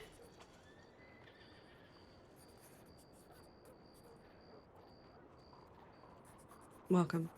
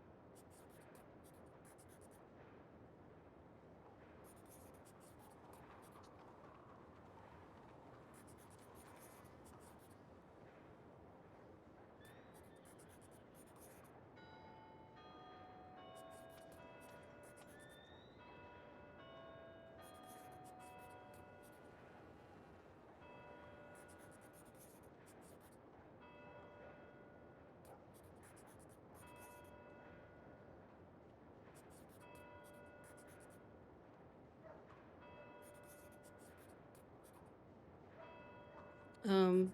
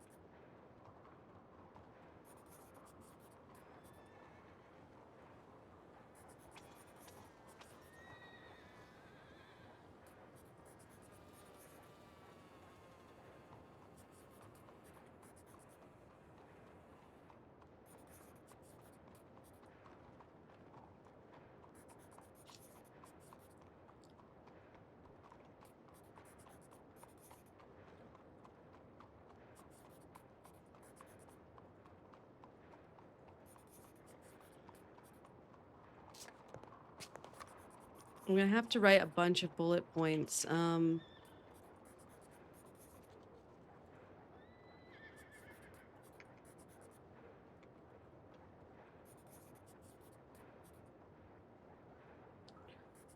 right, guys, I gotta get the fuck out of here. I'm so tired. I got work really early tomorrow. I gotta get up really early. Um, interesting stuff. Interesting stuff. I've got a lot to do.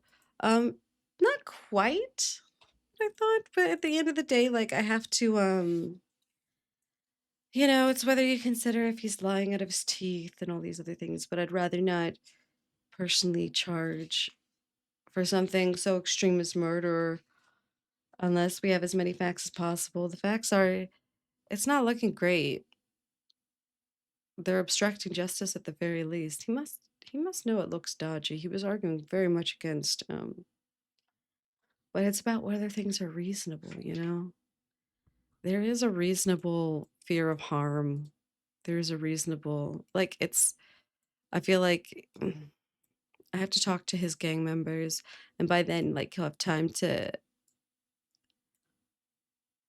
you know, I wonder if he actually was shocked about that Ida thing or if he knew all along. It's hard to gauge him. He could be just a really good liar. Dalloy couldn't tell one way or the other. Yeah, when one side survives.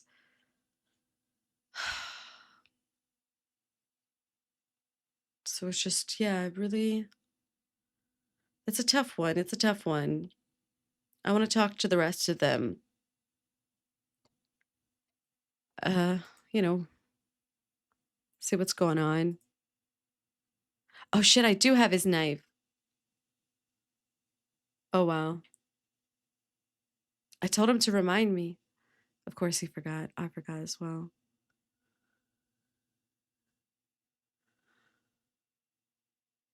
I don't know. My gut instinct says there were as many lies as there were truths.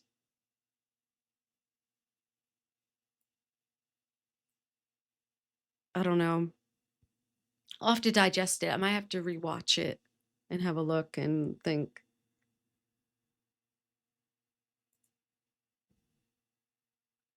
Dallo wasn't apprised that he was a former judge. That's quite tricky. Very fascinating. That sort of threw her a little. She really wasn't expecting that. But yeah, I thought it went all right.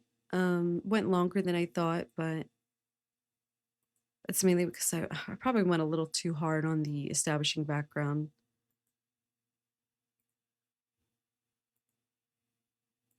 He was on her. He's like, oh, establishing rapport. He knows his research. He's done his research. Interesting. So he says, yeah.